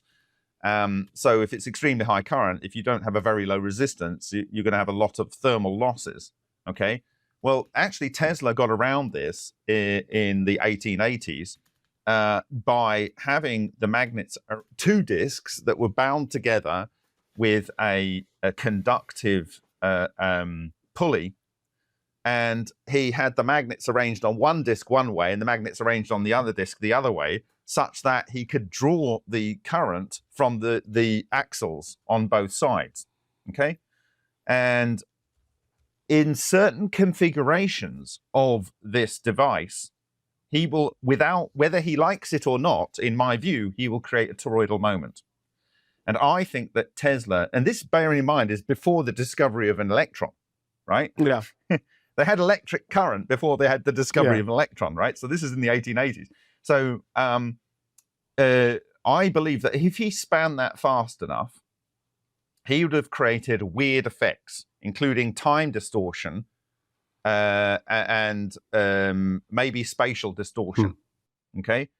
And I think that led him to produce the Wardenclyffe Tower, to understand better the Wardenclyffe Tower essentially, and devices that would have led to anything that could have been used on the Philadelphia experiment, if that is a real thing,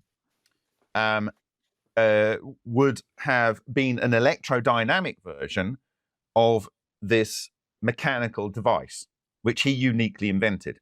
Okay, so rather than spinning a thing containing electrons, he's causing something to move the electrons electrodynamically rather than mechanically.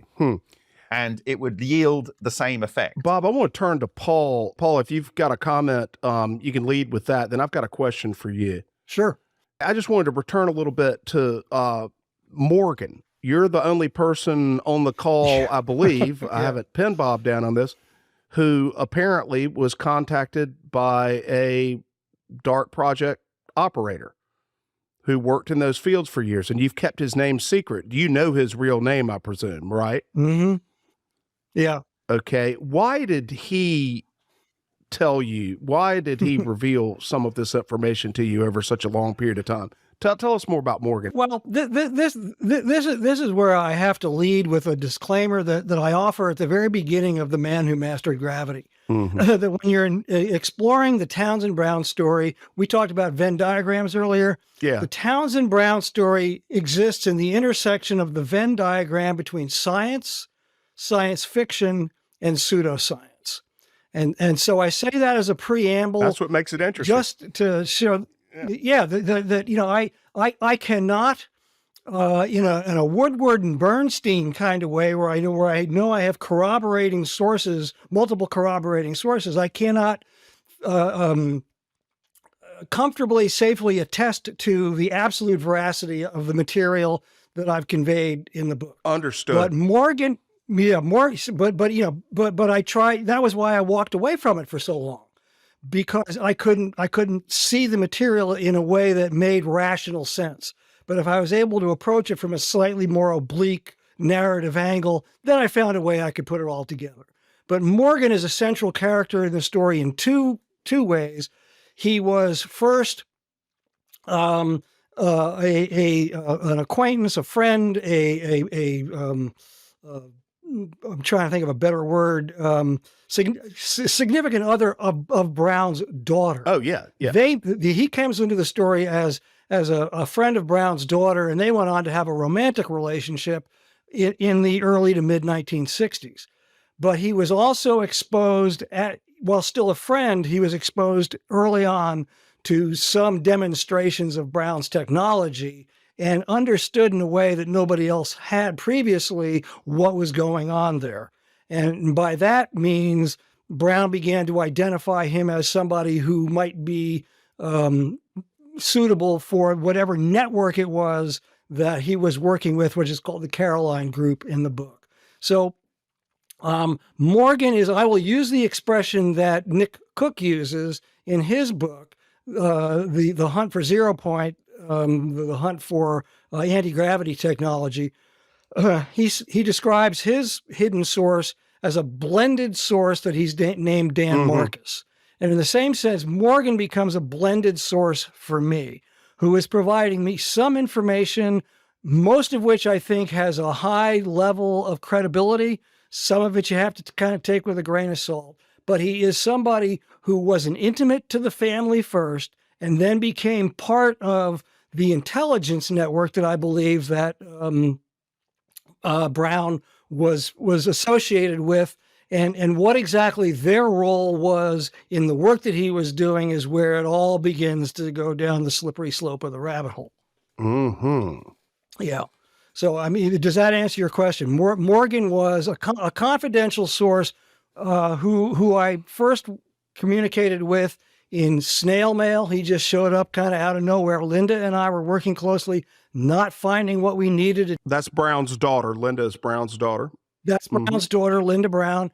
And the character that I have called Morgan was somebody that she had been intimate with during her late adolescence and early adulthood, and then became part of Brown's network as well. You speak about him in the past tense, so he's not with us. Is that fair to say? In the book, I don't want to give away the ending. I know. I don't do it. All right. So no. When I'm speaking of Morgan in this context, I'm speaking in the past tense of the information that he was providing with in the relationship that he did not find. Linda still lives. Not making any statements about his remaining extancy. But yes, Linda is still with us, and we were estranged for a long time. The way I walked away from the project in 2009, not one of my best moments. And we became estranged after that, but we have been in contact of late. Good. And she remains hearty and hale, but is keeping to herself. I think that she was always reticent about getting into this because of the unpleasant memories that it brings up for her, and not wanting to get sucked into the kinds of conversations that immediately begin when people start talking about her father, and what we do or don't know about his work.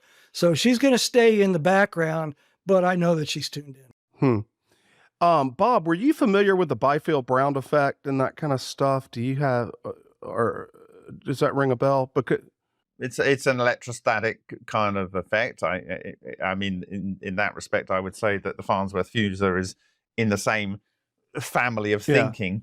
And there's the classic lifter, which is the kind of like schoolroom version, which kind of clouds the judgment on what the other type of asymmetric capacitor type system that's could why be. I was kind of wondering that anybody that reads Paul's book or looks up Townsend Brown will see that they were doing experiments with something that looked like a classic UFO. It looked like a flying saucer. It was called the Adamski scout ship. Yeah. And Adamski was one of the characters in the 50s who supposedly saw, had visitations with creatures from Venus. And there's a iconic model of a flying saucer type vessel that is associated with the Adamski story. And yes, Brown was experimenting with small models based on what the Adamski scout ship was thought to look like. when Bob and Ashton are talking about this and you see those orbs, that wouldn't be the Byfield Brown effect. That is a different approach to whatever we're talking about if you consider those UFOs or some type of craft. I mean, what is the connection between the orbs and what Townsend was doing? Or did Townsend have, was that school of thought able to get to plasmoids and things that look like the video that Ashton showed? So, I mean, I would ask Paul to first describe his best understanding of how the propulsion works in those type of devices. Yeah. All right. I'll do the best that I can. What Brown, going back to Brown's first observation, because they were conducting experiments. He was in a class, I believe, at MIT in around 1923. Not MIT, Caltech, I'm sorry. And they were doing experiments with a Coolidge X-ray tube. And Bob, maybe correct me if I'm wrong about this, but I think a Coolidge X-ray tube is constructed in a way that has what might be described as asymmetric electrodes. Yeah, that sounds fair. Yeah. So, okay. So what Brown observed was not the X-ray effect that the class is tuned into, but he observes that the tube itself or the wires that are connected to it seem to jump when the voltage is applied. And then eventually he hung one in some kind of harness and applied the high voltage, and it appeared to jump, to move. So that was his initial observation. So my understanding of the Byfield-Brown effect as a manifestation of that observation that he made as a late teenager in the 1920s was that the tendency in a capacitor is for the negatively charged electrode to, rather than being evenly attracted to the positively charged electrode, that the negative electrode is drawn toward it in a way that causes them to move. That's what Brown observed in the Coolidge tube. That's what the Byfield-Brown is. That seems so simple, though, Paul. I mean, is it more complex than that? And that's just it just seems like I'm not sure it is, other than having the frequency and the pulse dynamics of the applied electric fields. So there's a guy called Stoyan Sargachev in full, who I had the pleasure of hosting. He was a professor at Toronto, I think, University, but he developed a device that he would put on a pendulum, and it would produce net motion when you applied what he calls heterodyne resonance mechanism, HRM. And this is where you are basically interacting with electrons in such a way that you're doing it and you're causing a spin flip at a particular moment in the particular state that he creates. And it's very well described in his books. Of course, he has his own theory about how gravity works and this, that, and the other. He told me one thing very, very interestingly. He said, Bob, you work out how anti-gravity works, and I'll give you cold fusion. And I thought, genuinely, I had to work out how anti-gravity works for years. And then he would literally hand over how to do cold fusion. But actually, in retrospect, he's telling me they're the same thing. That's why I thought this would be interesting, that Paul is kind of coming from a different spot, but y'all are getting to the same place ultimately. Even if it's just and it was interesting to me a moment ago, Bob, when you used the word electrostatic as to describe both the Byfield-Brown effect and what's going on in the Farnsworth fusor. And these are thoughts that are beginning to formulate for me. We're talking about this level of mystery in both of these stories, and I think that both of these men had access to knowledge that they were not at liberty to divulge, perhaps. I don't think I'm fully, I'm forming some new thoughts here, so you may have to bear with me as I think them. I think there are things going on in the Farnsworth fusor that are outside of the realm of conventional physics. Even Bob Hirsch said as much to me when I talked to him back in, I think, when did I talk to Bob? Back in about 2001, and I'll have to go back and listen to that tape. And there's a snippet in there where I think he says, I might be getting the language wrong, but I think he says that the problem that Farnsworth was up against was that he was dealing with, I think he called it nonlinear physics in a world of linear physics, but it was some kind of unorthodox approach to physics that was unique to his perspective and the things that he learned in the many years that he spent dealing with all those particles and forces. I mean, I would dare to say that Philo T. Farnsworth II, the man who invented television, had as much knowledge of quantum forces and particles as anybody alive during that time. Wow. And so, but he was experimenting with electrostatic forces. And I think he was observing and trying to confirm things that he suspected. And that's why he was building the fuser, as much to confirm the things that he thought he was learning as he was to produce a useful fusion device. And that's kind of the story that's an anecdote that the story lands on at the end.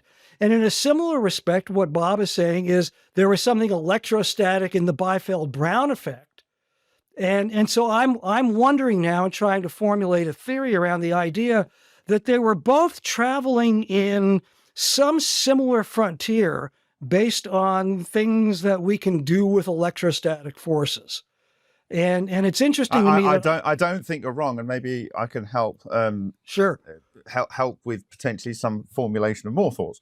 That in the recent documentary, which was very well done, by the way, in which you were talking on a very white room couch. Yeah, that's the Jesse Michaels show, and it's as a podcast addict for over a decade, that's one of the finest. That is the finest podcast I've ever heard. It's the most interesting. It was very well done as a kind of like almost a documentary, but and so well done him. There was a woman in there who seemed to be self-proclaimed or was proclaimed as the expert in T.T. Brown's work, and during her one of her interchanges with the interviewer, she said that this might be related to neutrinos. And that's very interesting to me because there is a character who worked for Lockheed Martin called Boyd Bushman, who created the magnetic beaming device, which is similar in a macro sense to the pseudomagnetic monopoles that are produced by these toroidal structures. And he's literally in the same interview, he's talking about anti-gravity, he's talking about the Hutchison effect, and he's talking about an energy source that is way, way beyond nuclear, that is being invested by Lockheed Martin, and it's relating to the neutrinoverse. And what neutrinoverse are we talking about? Well, anyone who knows anything about nuclear decay will be able to go to Wikipedia such that that can be considered as a resource. And they will see that neutrinos barely interact with, 9 light years of lead, right? They have zero interaction. Those are the normal nuclear neutrinos that come out, for instance, when you have a decay of an atom, for instance, and you get your neutron produced, and the neutron decays into a proton, electron, and an antineutrino, as I'm sure Paul will be aware of. So the type of neutrinos I'm talking about, you will not find in Wikipedia. They're called relic neutrinos, and their technological equivalent is called cold neutrinos. The Russians also called them background neutrinos. These are supposedly left over from the Big Bang, if you believe that story, or they can be left over by extremely dynamic events in the universe, like... Why don't they just call them a different particle? Why are they still a neutrino? I mean... No, because they behave, they interact, and this is where it's relevant to what we're talking about with the electrostatic effect. So, and specifically electrostatics. So these relic neutrinos, they could be as much as 2 or 3 times the mass, because they are a form of dark matter in that you can't normally detect them and you can't see them. That's why they're dark, right? They're not mysterious. You just can't ordinarily easily interact with them. And they are more mass than all of the luminous or non-luminous ordinary baryonic matter and electrons that are in the universe, right? So they're more important than all the plasma, right, in terms of actual mass, because they actually have a mass, which has been identified by Dr. Alexander Parkhomov of the Russian Academy of Sciences over 30 years of experiment, of somewhere about 0.25 of an electron volt. So they're low mass, but they have a mass, and in aggregate across the universe, because they're all at about 1.76 Kelvin, they're all one coherent condensate. They share the one wave function. They are a source of energy at any point in the universe. Okay, and because they're one wave function, if you put information in at one point, it appears at every point in space at the same time. So they're a means of instantaneous communication if you can interact with them. Now, all neutrinos interact with gravity and the weak force. Well, firstly, there is a paper by Bob McElrath in, I think, 2010, and he's writing for CERN Theory Group, and he suggests that relic neutrinos are a model of gravity, okay, in the standard model, right? And then, so the gravity interaction could be that they are what causes gravity. And then secondly, they are what enables either electron capture or electron emission, beta to particle decay, okay? And in the form of, so that means they interact with the weak force. Now, why is this relevant? If you go back to Langmuir had this thing where he was seeing a massive overunity when he had the Langmuir torch. He's doing an electrical discharge in a hydrogen jet, and he's producing much more energy than it should be by producing this atomic hydrogen, and then it reconstitutes to molecular hydrogen. What is going on? And I think it was Niels Bohr that said, look, you can't talk about this, otherwise you have this glowing career, and you can't have this over unity thing. So like retract what you're saying here. And there have been papers through the 70s and 80s where they show that maybe there's something else going on in matter that other than electrons and the nuclei, of which in hydrogen it's typically protons, deuterons, or tritons. And what Dubovik, who I aforementioned found the toroidal moment, and Schatzkin have established in recent decades, although Dubovik died, he's not died, sorry, he's in a bad mental state at the moment. He's losing his cognitive functions, which is very sad.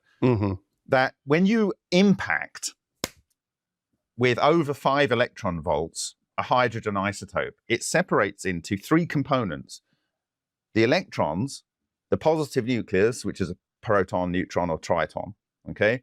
And then this toroidal cluster, which they call magnetotoroelectrical radiation, which is itself a coherent cluster of background, or which they refer to, or cold neutrinos. And this is the basis for the formation of the answer to the question I'm just about to ask Paul. What is static electricity? Glad I didn't get that. It's what jumps from the door. It's what jumps from the doorknob when I touch it in the winter. You're describing what it does. What is it? Positive and negative charges balancing? No, that's not static electricity. That is that you're describing the start and then the end state of what Paul just described. You're not describing. All right. So the first thing that I wonder if that's just Paul. You will be. Wait a second, Bob. The first thing that comes to mind is that when we use the phrase static electricity, we've already formed an oxymoron, because electricity is a flow and static is not. I know, but here's the thing. There's a confounding factor as well here, which is the Pauli exclusion principle, right? Yeah, I'll take your word on. Well, you can't because they're fermions, the electrons can't occupy the space-time. So how can you have so much electricity in one space for it even to discharge, right? How does that happen? They should all be repelling each other, right? So this is what an exotic vacuum object is. And there's several types. There are net positive, net negative, and there are neutral, okay? And what happens, and Ken Shoulders established this through experiment, not hand-waving, as he likes to say, you can take 10 to the 23 charges per centimeter cubed, and you can condense that into 1 negative charge. And then you can reconstitute those 10 to the 23 electrons. So the electrons somehow become one wave function. And he says, if you've got a muon, which is the basis of muon catalyzed fusion, it's 207 times the electron chart mass, right? And if you've got a tauon, it's what, 3,700 and whatever it is for a tauon. He sees these into the billions of electron masses, okay? But how does it become that they are only one wave function? Well, that's because they become coherent. And when you get two electrons, they are fermions, but when you get them 180 degrees out of phase and spin flipped, you can have a boson form, and then bosons can occupy the same space-time. And that is how this kind of thing is able to be affected. And what the Russians are saying is what you get out of hydrogen, it's uniquely easy with hydrogen. It's 2,000 to 4,000 times easier with hydrogen isotopes than it is with anything from lithium onwards. Although Tesla found beryllium, magnesium, and aluminium produce clean etheric matter streams also. Okay, and typically you will find systems that, like the Byfield Brown effect, they will be using aluminium. And another reason is because it's a single isotope and because it's paramagnetic uniquely of the low mass highly conductive elements. The other ones are diamagnetic, so they do not work well with this system. And so what he's doing is when you punch that atom, you get the electron and the proton, and then you get this other thing. And then when the atom has to reform, it has to reassemble that toroidal cluster from the relic neutrino condensate of the environment around it. And that is where you get the excess energy from in Langnier's original experiments, okay?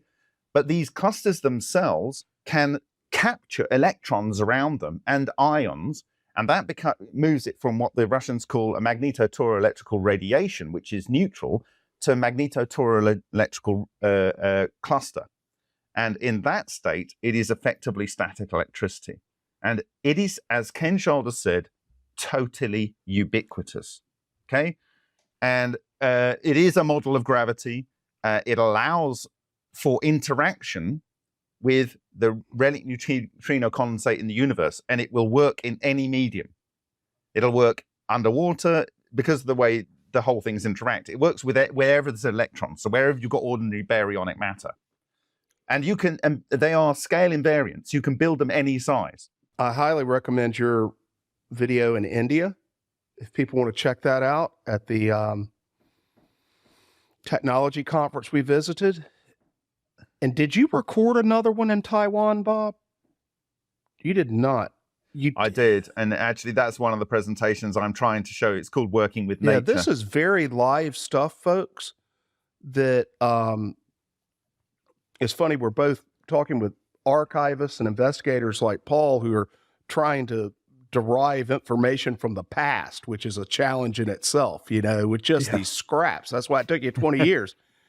And then Bob is trying to tease out of nature its most fundamental secrets live as we speak. He's actually creating material for some Paul Schatzkin 50 or 60 years from now that's gonna have a much better basis. Poor guy. Yeah, exactly. He's gonna have a lot of video to watch. You just cursed somebody in the future.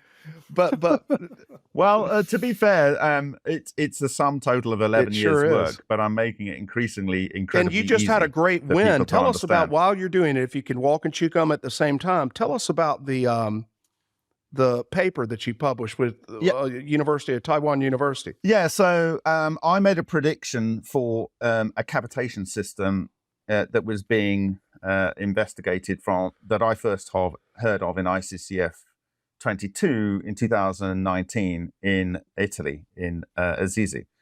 And I made a prediction then, and then he found X, Y, and Z. And then I made another prediction when he presented at ICCF 24 in China, 23 in China.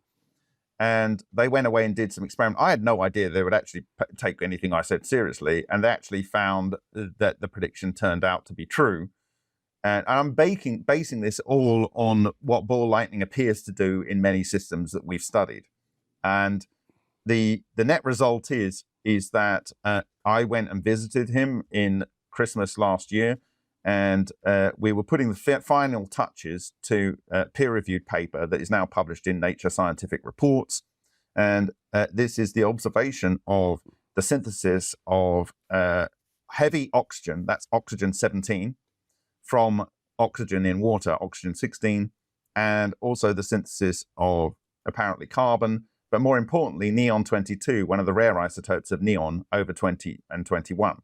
And so, and these were only synthesized when excess heat was seen in this cavitation system. You saw no excess heat, you did not see the oxygen 17, you did not see the neon 22. Okay, so this is a self-calibrating system, a self-verifying system, and they have done many, many experiments.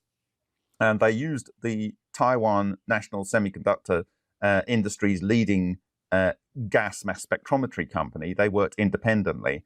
And so this is the second time in history that a low-energy nuclear reaction cavitation-based paper has been published in a major journal. The first one was with Teleportation. And how did it turn out for him, Bob? Well, the Navy basically destroyed his life. And so, the odds aren't good with people that tread on these kind of areas.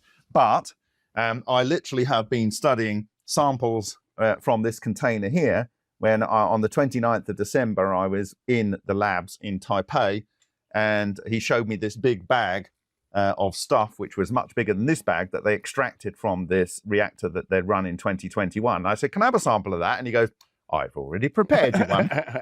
And so I've been looking at that the day before yesterday, and I published yesterday. I'm going to publish with the audio in sync today. In fact, it's actually published. I'm going to make it go live after this call, where we found the signature of ball lightning, which appears to be this iron-rich crenellated spheres in abundance. So we could be at the verge now, given that paper, given the number of researchers that are reading that, taking it seriously, already are exploring the field.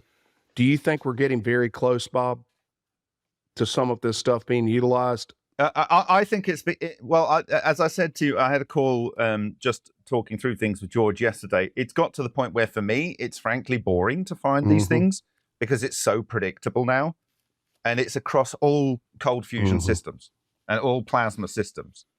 The key came when I realized it probably was ball lightning, and all of the effort to suppress any mention of ball lightning points to the fact that the people in the know it's ball lightning, right? And when you look at some of these, for instance, crop circles, they find on the ears of the corn, they find these spheres that are magnetic spheres that are on the ends of the corn, right? And so I didn't know that. They may actually be, So like, but my understanding came from this Italian astrophysicist and another PhD doctor that did these studies in Hessdalen, which is one of the areas of Earth that has the highest incidence of long-lived luminous objects, which people think are UFOs, but they're not. They're just these kind of structures that naturally occur. And they saw the ball lightning hit the ground, and they knew where it landed. They went and looked at the source and the soil, and they found this iron-rich crenellated microsphere, in the soil. So building off that, I built this understanding, and in literally every system that we've looked at where low-energy nuclear reactions seem to occur, there is these iron-rich crenellated microspheres, and it's totally logical that that's what it would interestingly be. enough, it just occurred to me, another speaker at the conference, Micah Hanks, he got into anomalous studies by virtue of one of those locations that's in North Carolina called the Brown Mountain Lights, if you've never come across those. Right. But that's been going on for centuries. Go on. That people look at a particular mountain from a particular overlook, and you see floating orbs bouncing around. I think wherever you see these floating orbs or the technological equivalents that drive so-called anti-gravity crafts, you will find presence of these iron-rich crenellated microspheres because the structures are self-similar. And the smaller structures, so Matsumoto saw these things, but he didn't characterize them to extremely fine detail, right? We replicated his findings, but we published our work before we found out what Matsumoto had previously done. And in our work with 700 volt discharges with brass plates, we have seen these iron-rich crenellated microspheres in huge abundance. And we see them where the ball lightning has blown up and the other fragments of the ball lightning come out. And the spectrum that has been identified in ball lightning is calcium, silicon, and iron. And what we find in these structures is calcium, silicon, and iron. I wanted to turn to it. Maybe Paul can talk to this for a few minutes, kind of in closing, but we can take our time doing it. I know that I've taken a lot of y'all's time tonight. But Paul, your book was very responsible. I can't wait to read the Philo Farnsworth book as well. But the T. Townsend Brown book, you aren't pushing a conspiracy theory. You did not extrapolate much out of there. You did not speak for yourself much in what your own conclusions were. I think the nature of writing a book like that is you've got to gently suggest to people something else might be going on. Could you characterize what you think the secret keepers were trying to do? Do you believe that Brown's work was swept into secrecy deliberately? And what do you think is the status of the secret keeping today? Have we made a generational change? I'm going to make a speech. Go right ahead, sir. Okay. And this is kind of the sum total of what I have arrived at from trying to make sense of the mysteries that I have been compelled to confront. Yep. And I'm going to start with a quotation, one of the few direct quotations that I have from Philo T. Farnsworth that I put at the end of the first book. He wrote, "I know that God exists. I know that I have never invented anything. I have been a medium by which these things were given to the culture as fast as the culture could earn them.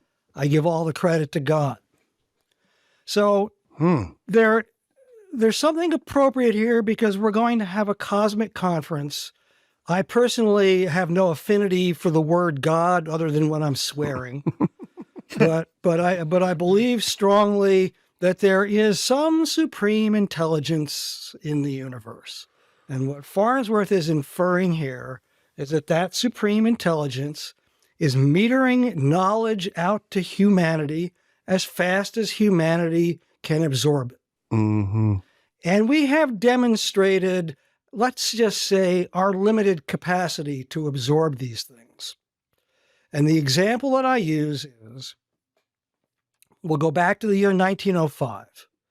And I'll make a sidebar reference to the fact that we're also preoccupied right now with Oppenheimer. And Oppenheimer was born in 1904. Townsend Brown was born in 1905. That's the year of Einstein's Annus Mirabilis. Philo Farnsworth was born in 1906. So Oppenheimer, Brown, Farnsworth, they grew up in a world that had never not known relativity and quantum mechanics. They were the first. They were the first. They were like we were my generation was the TV generation. They were the relativity and quantum mechanics generation. Those two are their related. Perspective was, yeah, truly. But my point here is, when you ask what is being withheld, what is known, how are we learning things, the conclusion that I frankly come to is that supreme intelligence felt that mankind had reached the point, whether of its own doing or by being coached along those lines, that in 1905, the big secrets were revealed through Albert Einstein and his contemporaries and his associates. And then they sat back to see what we could do with it. And then they witnessed Hiroshima and Nagasaki, and they said, okay, that's enough. Time out. Yeah. That's a great summary of a personal and tentative conclusion. There's no way you can prove that now. it's a spiritual tangent. No, And I think it's I- awesome. You've been I- studying this stuff for 25 years. That's what it has yielded Yeah. for you. I think it's great. I think that's a wonderful way to think of it, and it feels that way. What does the future, what does your intuition or gut say about the future? There's a lot of smoke right now on all these subjects. It's coming together. A lot of people are talking about it, and it's going to be hard to play whack-a-mole like they used to in the past. I don't know what future awaits a species that has been given the knowledge of the monolith and still doesn't know what to do with a thigh bone. Now, do you catch my analogy there? Space Odyssey. Yeah. 2001: A Space Odyssey. We have been given the knowledge, and the best we can do with a thigh bone is beat the crap out of each other. Right. Yeah. So I mean, any answer I'm going to come up with to the question of, what's in the future is when is mankind going to find, I think, and there's corroboration of this. I'm hearing a lot lately in the internet sphere. Jesse's video that we've spoken to references this. That it seems that advances in science and physics arrested in the decade after World War II. Mm-hmm. Wonder why? I think because a lot of people died. Well, a lot of people died, and then they folded their arms and said that's enough. But there's even an article that I cite from the New York Times that it's a couple of years old now. I can find the link for it if you want to see it because I stashed it away. But it makes, here's the the paper of record making the same observation that the scientific breakthroughs that we got used to in the era leading up to World War II seemed to come to an end, and the point in the headline, the year of demarcation, is 1945. Mm-hmm. Okay, so it's like. So are you advocating for a new world war to get everything going again? I'm joking, of course. What I mean is needs must, doesn't it? Sometimes. Did we become too lazy? Or are the technologies that the powers that have them? I think we just became too we don't human. Need them. Yeah. Maybe. Now I'm, a minute ago I was being dangerously scientific, and now I'm not a philosopher, right? But I'm playing one on the internet.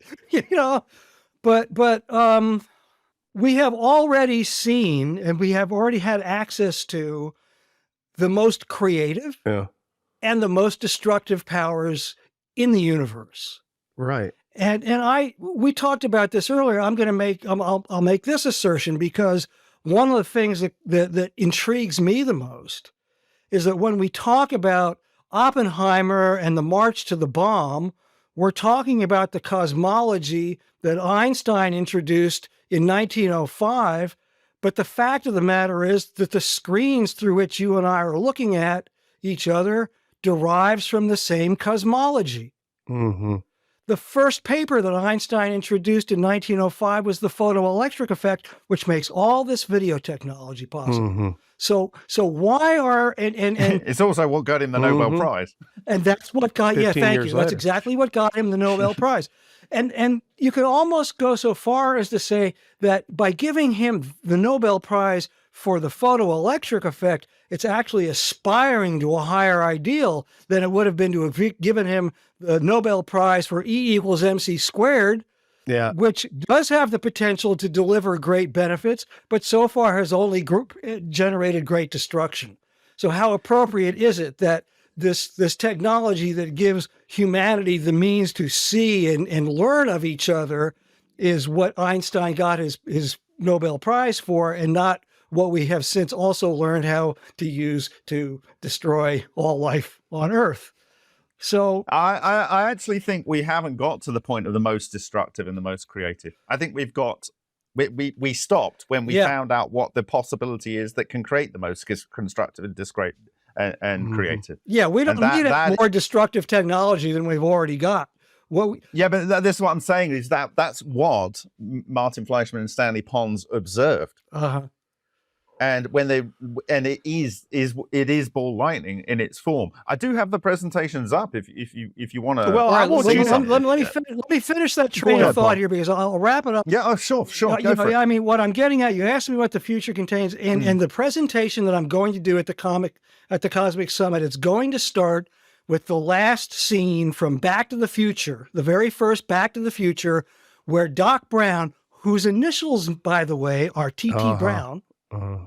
He is Emmett, E-M-E-T-T Brown, as Jesse pointed out. And I've noticed that his name was Brown, but Jesse was the first one to catch the TT. I don't know why I missed that. There's a lot of symbolism in that film. Yeah.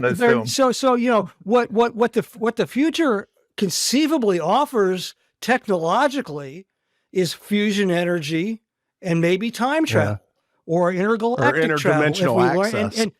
You know, but actually, specifically the flux capacitor. The flux capacitor. So my presentation is going to be specifically that's what it is. Exactly. My presentation is going to begin with that footage and say this touches on the two rabbit holes that I've gone down in my life. Here's what I've learned, and maybe I'll wrap it up because we're on this philosophical note here.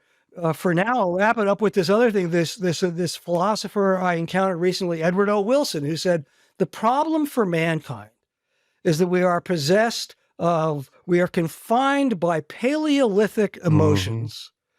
We are controlled by medieval institutions, and we are confused by godlike technologies. And that truly is the issue for mankind at this point.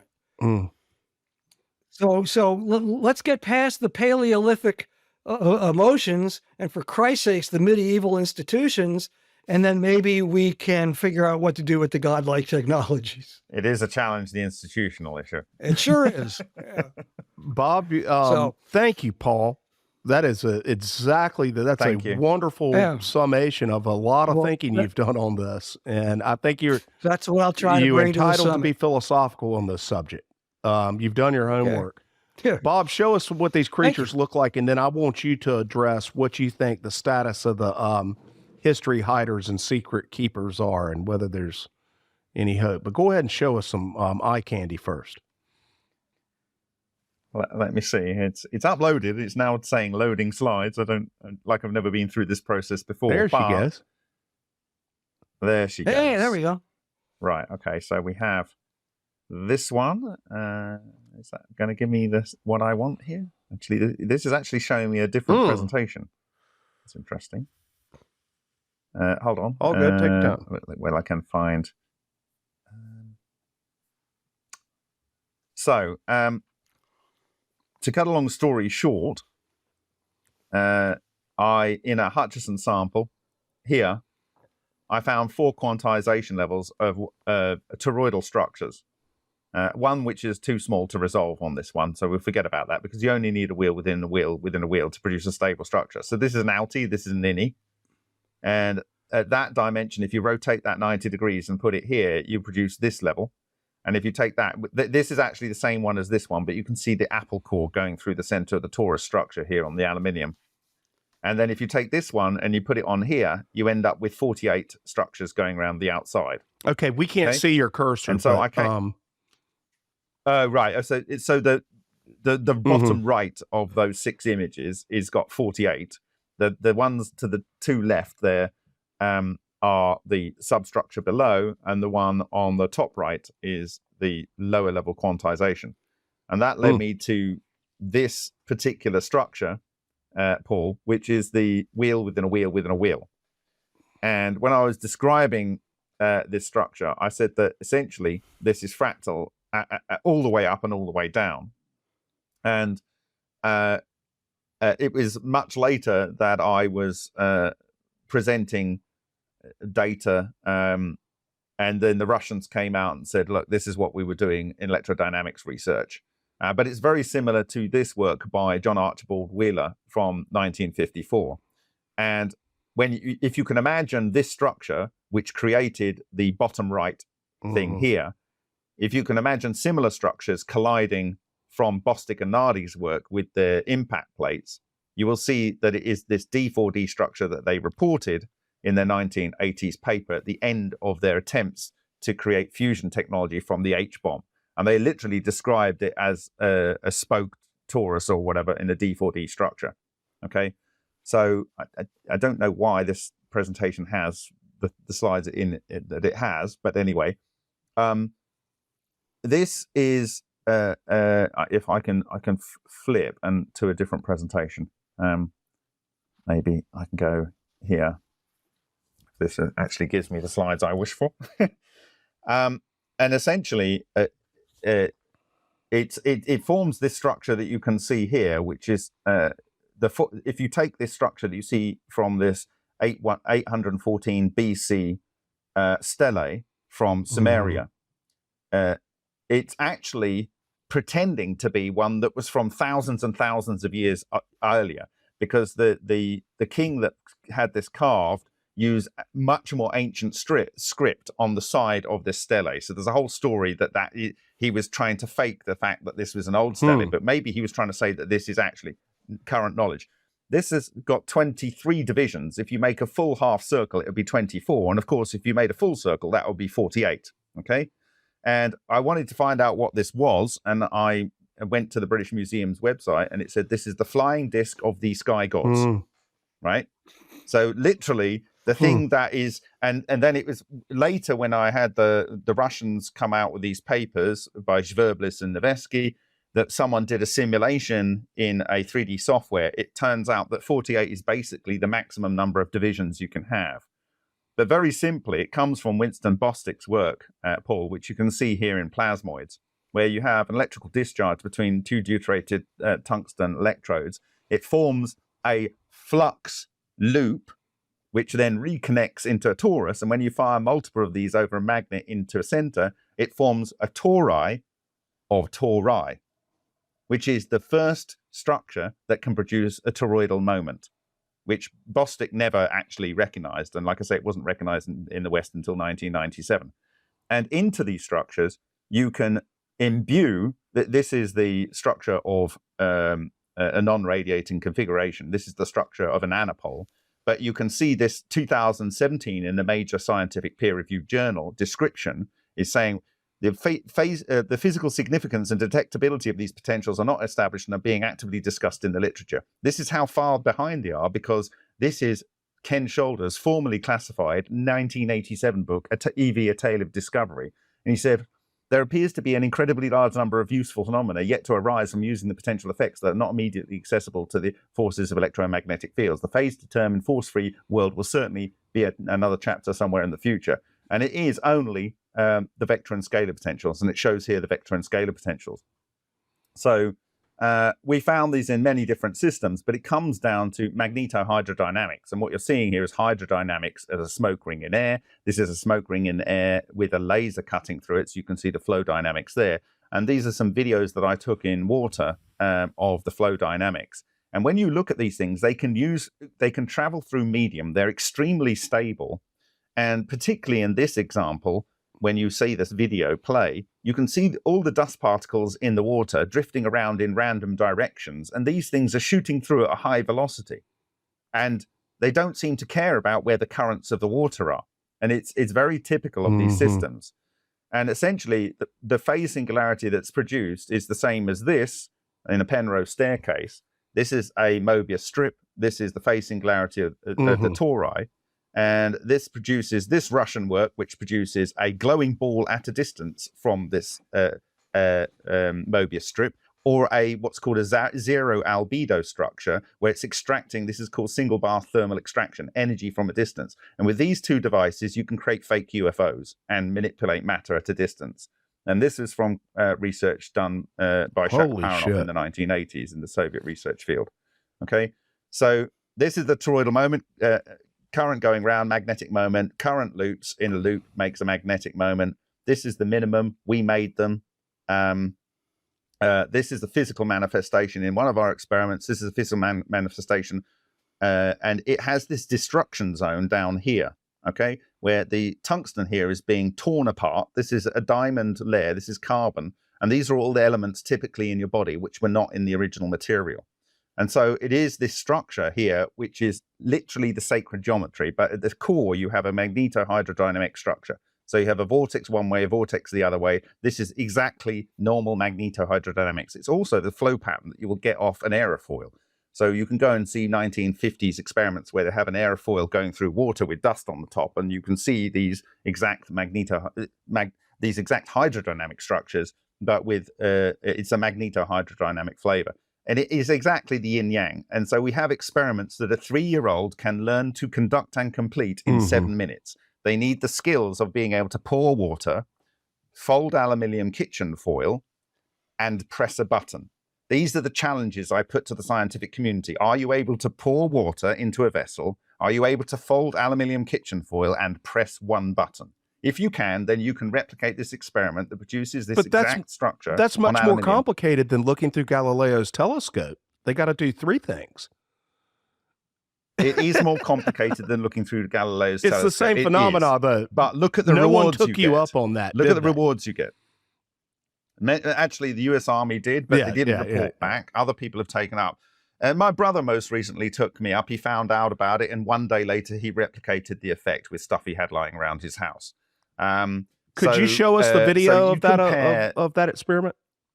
I don't know whether I can. Okay, well, I don't want to stress things. I think it's come up as stills. But anyway, so we've shown these impacts coming in our experiments onto fused quartz. And you can see here is a 4-order structure. Here's a 6-order structure, and here's a multi-order structure. Exactly the same as Winston Bostick and Nardi, but these are far higher fidelity and far higher repeatability with much simpler equipment. And we've actually produced the physical embodiment of these structures. This is 36. This would be this would be 48, and it's substructure of 6. And these are always calcium oxide. Okay, is that just a shell remnant of what was happening? That's not the. No, it's basically the whole blob is in my understanding, when it's in the coherent matter state, it is it's those atoms' wave functions, but as a macro atom. But when the overall structure collapses, it leaves the calcium and oxygen here, and because that overall thing is it's a fossil paramagnetic. Yeah, it's a fossil, yes, but it's a fossil created from these structures, and these things are effectively a form of life. They go out and they consume matter, they assemble matter negentropically, and then they produce a range of elements, typically the elements that are in the people's body.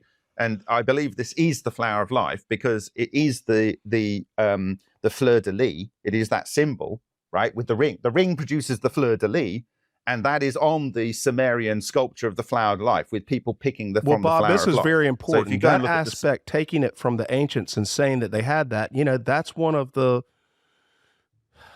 things that the Cosmic Summit is meant to investigate and bring light to, that there might have been previous understanding. Well, it's all over the place. The world. Tell us about it. All over. Ancient symbology. So this was the first drawing I drew in 2018 from study of physical observations. This is the one that I came from the Hutchison effect. Then this is the first physical embodiment I found of the collapsed wave function. And I sent these 3 images to the Russian researchers that I speak with regularly.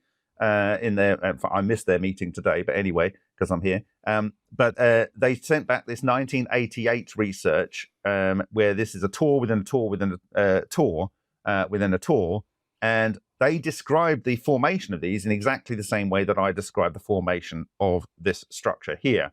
Now, the interesting thing is we've literally made matter disappear. In this experiment, we had 2 iron plates and a copper tube. We had a hemispherical ball lightning form here, and in one frame to the next, the material disappears. But on the boundary area, we get 2-Tor structure, a 3-Tor structure, a 4-Tor structure. This is the swastika. This is a 5-Tor structure. This is a 6-Tor structure. Now, what you notice is it isn't until you get to the 4-Tor structure that you don't lose the spiral. So look at this 2-point spiral here. This is from a Hutchison effect here, and you've got the vortex there, like that. That's the vortex that you're seeing on the 2-Tor structure or the 3-Tor structure. And it's very specifically, like if you go here, this is the 3D version of the geometry. That's the 2-order structure on the left, bottom left, with the non-radiating boundary that produces this. And this is the 4-order structure. And the reason the 4-order structure works, I know I have to flip to a different presentation, is that, and this is where I will close out. Let's go up to the other presentation. And I hope it is the presentation that I want here. Yeah, so this, what Hutchison did here, we've seen this, and this is up to 4 centimeters across. This was produced in 2007, and we have another sample from 1986 where he produced it at 40 microns across, exactly the same geometry. There's no way, John, and it's not just that, it's that structure that's eaten the aluminium away inside, right? So, so the basic comes from, you've got this, the Temple of Osiris. Oh yeah, the I've got a photo rings. of that. So Okay. they just sit up there, just on a random stone pillar.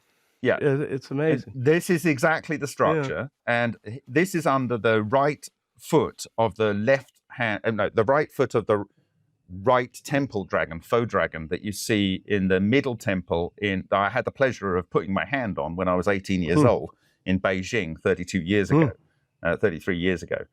And I consider, and have done and said, that this is the model for the structure of ball lightning. This is a magnetohydrodynamic structure outside of a reactor. This is 12 millimeters across. Here's your magnetohydrodynamic structure with your desynthesized elements here. This is a yang, so it's stripped oxygen from the aluminium, and on this side it's made the calcium. literal embodiment of yin and yang. Yes. Now, when you join them together, this is what you get. This is a bubble structure.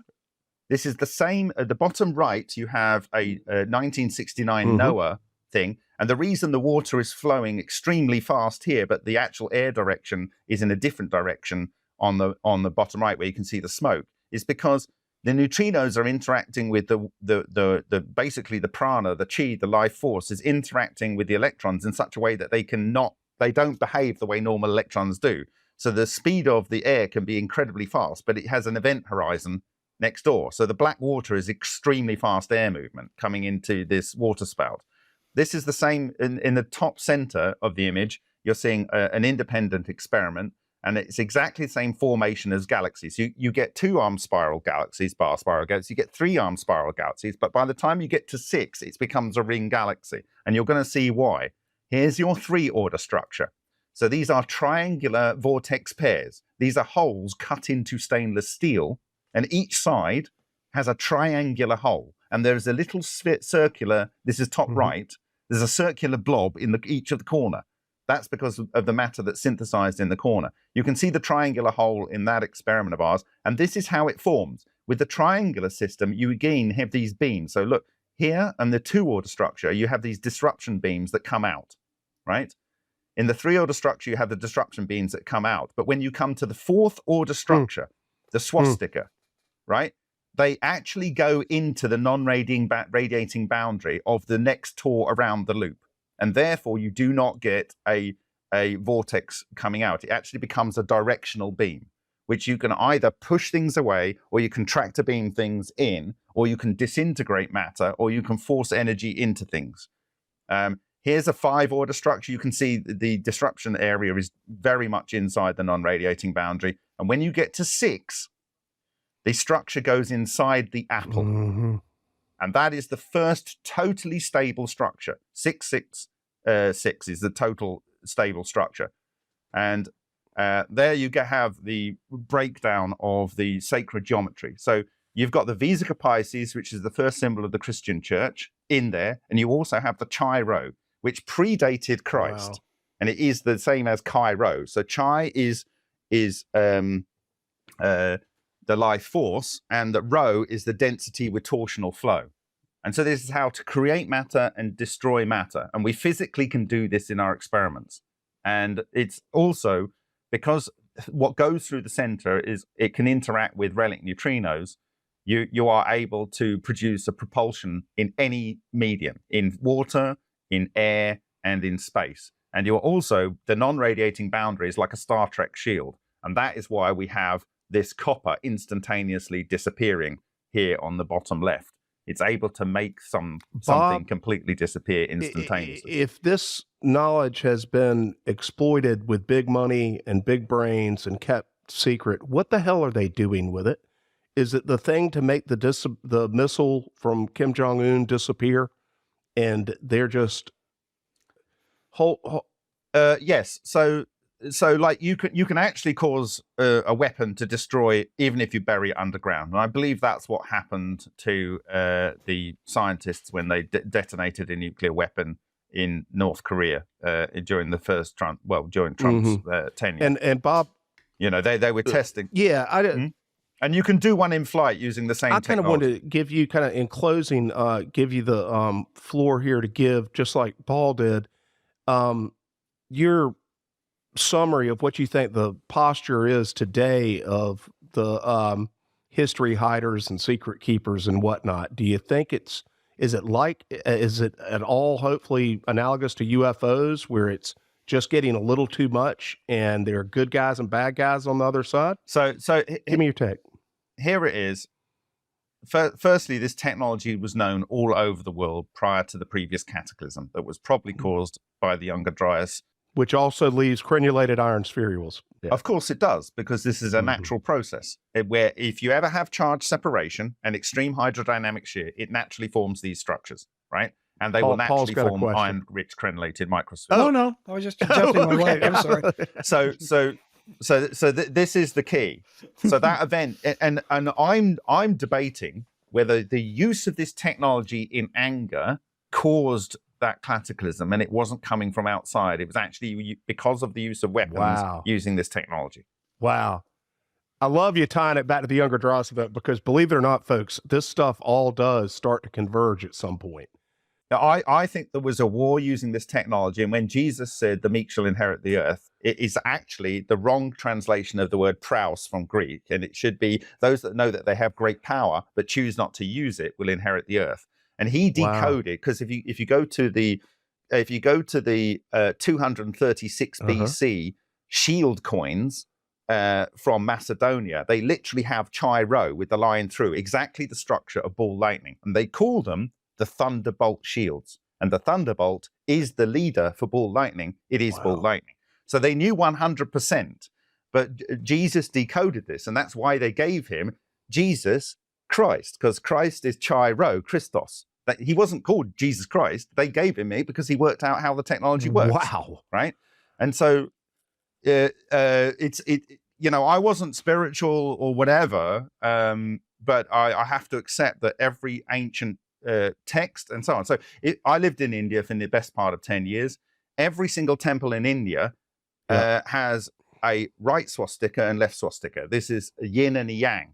This is the creator and destroyer. You need the black and the white. You cannot have life generation without someone going out and collecting the resources and breaking it down to feed the thing that does the creation Shiva of life. also has the weapon, and so you have the Vrajra. The Vrajra is actually the distance between the yin and the yang when it's spread out into a torus, because you need the torus. And this is, I can show you bounteous amounts of geometrical things that are on all ancient texts. They're in all revered sacred artifacts.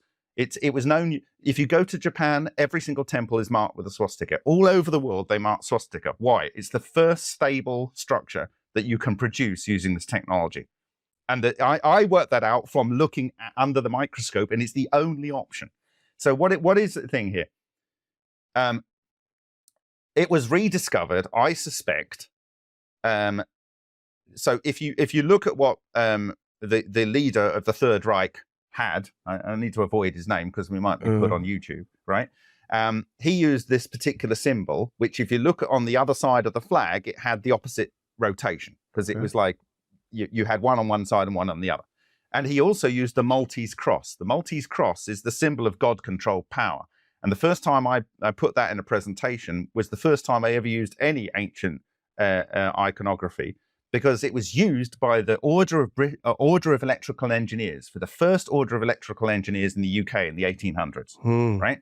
They used the swastika, and they said, out of darkness cometh light, right? So I thought, what is that? Why did they use that for the Order of Electrical Engineers? And I found on that same stele I just showed you, where there was the flying disc of the sky gods with the 48 divisions around it, that the guy is standing there with the Maltese cross with the ring spot in the center. which is exactly what it does. And what you're looking at is the center of a swastika converging the energy into the center core. Holy shit. Okay.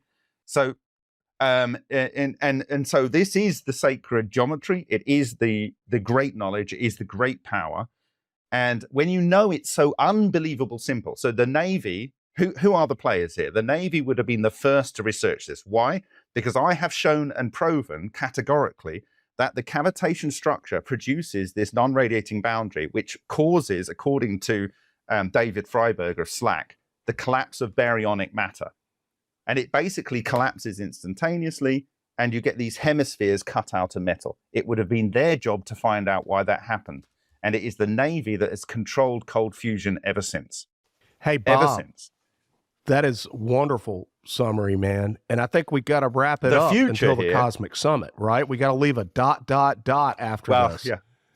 Okay, because, and I want to point out to people, good thing about the summit is it's not just fire and forget, blow and go from the speakers, that you guys are going to be hanging around that weekend, right? So if you come to the summit, you're going to have a chance to talk to Bob and Paul if they can, if you can tear them away from other people. So there's something special about meeting these guys in person. I know that from Bob. I can't wait to meet Paul. I want other people to come have that same experience and share with them your thoughts. And they might tell you some things that we weren't able to say on the podcast.